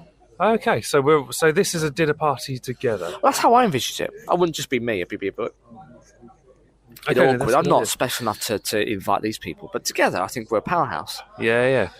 So you got Sam Neill, Samuel Jackson. Let's sit either side of me. Who's going to sit next to you? Tom DeLonge from Of Blink-182. course. Because we're both interested in him. He's quite Yeah. an interesting character. You know, Interesting views. Blink-182, of course, he's now back in the band for a 3rd time. Angels and Airwaves, Yeah. good band. Boxcar Racer, where it was more of a side project, and that's essentially what caused the first breakup. But I love Boxcar Racer, actually. If you go and listen to that album from 2002, The original stuff was awesome. yeah, so Boxcar Racer was all about little verses, big choruses. So it starts off like really quiet, and it goes up, Yeah. and it brings you back down. It's genuinely, I think, one of Tom's most progressive albums. I need to put my mic closer to my mouth again. Yeah, sorry about that. One of his most progressive albums. And I swear to God, I listen to it. It's a little bit punky. It's a little bit hard. It's a bit Nothing wrong with raw. that. It was a really good album. I remember it when I was listening to it, waiting for the odd train to London when I was a wee man going to Camden Town. All Systems Go, second track, is a banger. So good. So Tom DeLonge. I would invite Alex Melton. YouTube sensation who's doing all the covers at the moment. So Is he Texan? He's Southern States, right? Yeah, he's got the twang yeah. because he says y'all, doesn't he? It's Y'all. like, hey y'all. Yeah. So Alex Melton, if any of our listeners haven't heard of him, go check out his YouTube channel. He's So good. basically rewriting our youth as we speak. So good. But he does an awful lot. He's got his own stuff. He's released a recent LP, is it?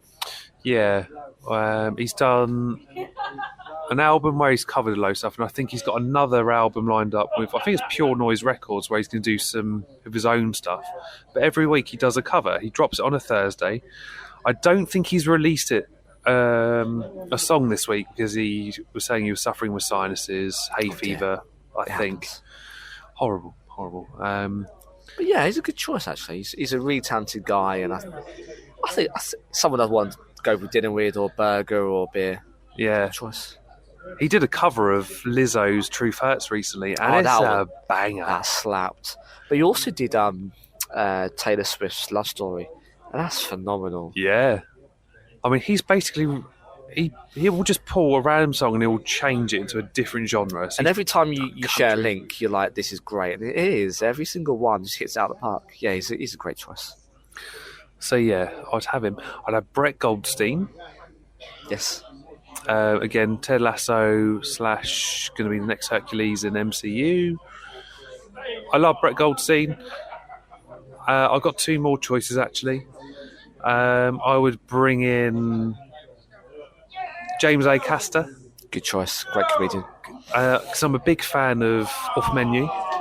Yeah, I listened to Lily Allen one today. Yeah. It was really quite interesting. It's a great binge. I mean, I hadn't listened to it for a while, and I sort of go back now and listen to some of the old stuff where they have people on that I'm like, oh, I'll be interested. Lenny Henry's was really good. So is Taron Egerton's.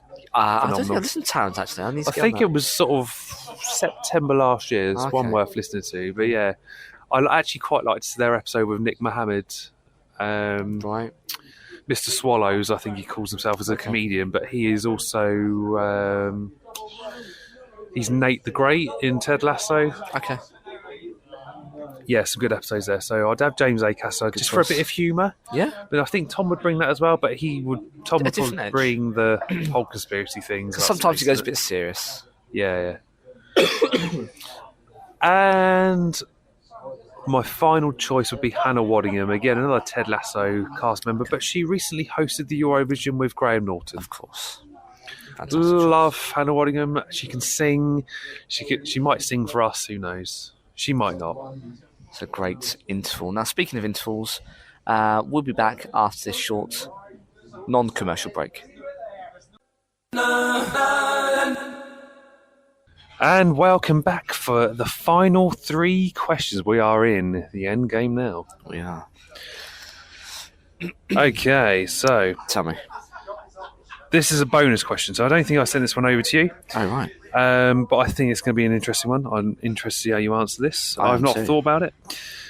How do ice cream men make money in the winter? Wrong answers only. They perform at strip clubs. With their aprons?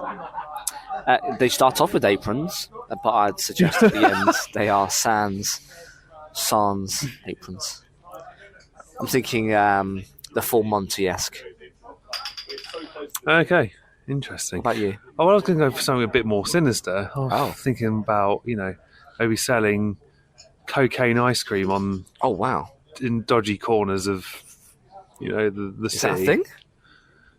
It can be. Why not? I guess. Maybe that's a product which you might want to consider. I don't know where I'm going with this. I don't know. The Class A industry isn't necessarily... I'm not sure I'd want to consume cocaine ice cream, but someone might. Well, a bear consumed cocaine. That's a film. Yeah, Cocaine Bear. Yeah. Sounds a bit dangerous. Based on a true story. Fuck, could you imagine? What would you do if you saw a bear run? Oh yeah, I was going to say, what would you do if you saw a bear running at you with cocaine, just basically covered up his face? It's clearly enraged. That fucker's coming for you. What do you do? Just freeze and cry. Doesn't matter where you're going, what you're doing. That fucker's going to get you. So fight or flight. Freeze. Just for, that is one of the. That's the third option. There isn't just fight or flight anymore. Is it? I think there's more to it. There is. I think there's a fourth one. Which is freeze. Yeah, I'll freeze. Yeah, what would you fight a cocaine bear? Would you? I'd fucking leg it. Yeah. Well, you try to. I mean, it'll probably catch up because speeding along. This bastard's going to catch up with me and maul me to death. But either way, I think whatever you do, you're probably going to die. You're going out running. Yeah, I don't think we'd have a podcast left. No, we're screwed. But good question. Penultimate question. Will you ever film yourselves recording the podcast and show us your faces? I was wondering that. I mean, you have seen our faces because Dan posts pictures of us when we get together, and there is our ugly mugs on the WordPress. So it's not so it's a poorly kept secret. But we do have a studio we can use. So my hospital radio station that I broadcast from every Monday, 8 till 10, Chichester Hospital Radio, found on TuneIn and other stations are available. We can actually use that. And I was wondering whether actually, if we've got the tech, we might want to think about doing it. I think, though, it might be a bit of an editing nightmare. Yeah. So you're going to have two different cameras.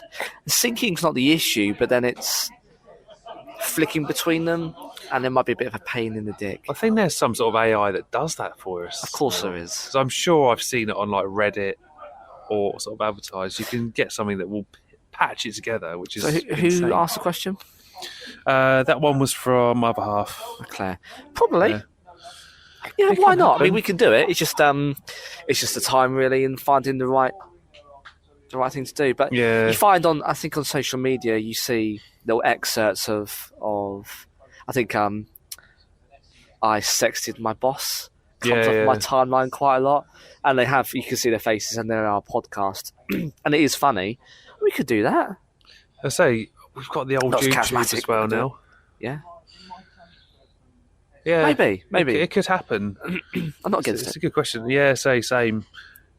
I say it's just trying to find. I mean, you might even need someone else to do it. I mean, I've got friends that sort of work within that area. We could look into it. Yeah, something to research. Yeah, investigate. maybe. See what happens. This is a really good question. This is our final question of the evening. It comes from Dan, and Dan, thank you for your support over the years. Oh, no, You know, 100%. this is one of our constants. Congrats on the 5 years.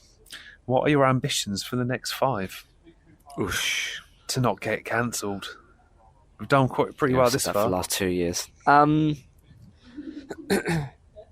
think probably max out as much as we possibly can our current channels. Yeah. So build subscribers, and we are. We've had a really successful month, and we talked about in the last episode. Just welcome to our new listeners. Thank you for finding us and sticking around and subscribing. We see you, so thank you for doing that. We've had an increase on Spotify subscribers as well, which is great. good. So I think Thank you. doing more of that. I think YouTube is untapped, and oddly, for a video forum, our audio podcast gets quite a lot of success, given we don't really actively push it. So probably do more. That was linked to the last question, really. So probably perhaps more of those, I think. Aspire to perhaps tap into more listeners and grow the channel those ways, I think. Yeah. For me, I would like to try and get more guests on the show at some point. It's just one of Good those shout. things. Unfortunately, a lot of our local businesses, coming out of a pandemic, are quite busy again.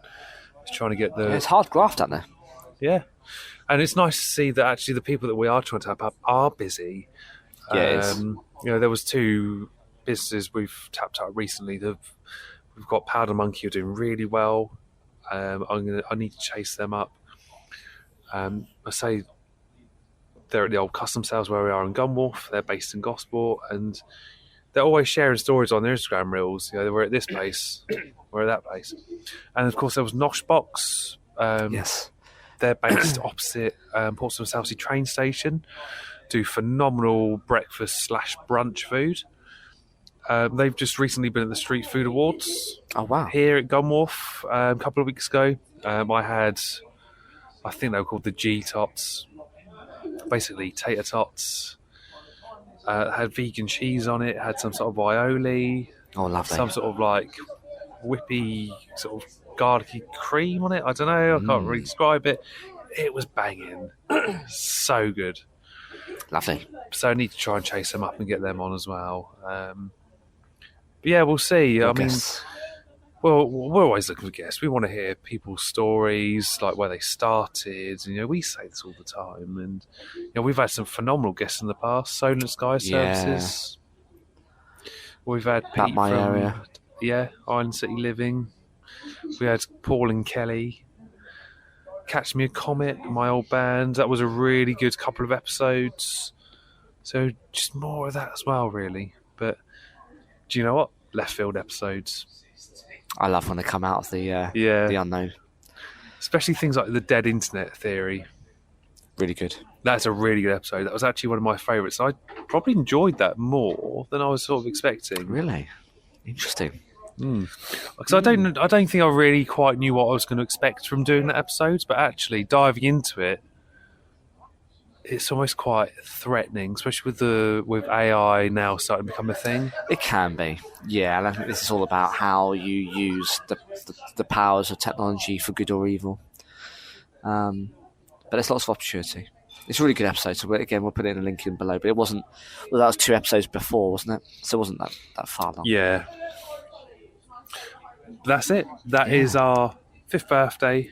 Ask us anything. Wow. We're done. I'm exhausted. Yeah, I'm 2 pints deep and I'm ready for bed. It's a school night. Be forgiven. It is. I have got the munchies though, so I don't know how I'm going to resolve this. I don't really want to raid the kitchen cupboards. I mean, you offered another pint, but I don't know. It's a bit dangerous. I've got another one in me, but it's up to you. I looked at the bar and it was full of old people. Oh.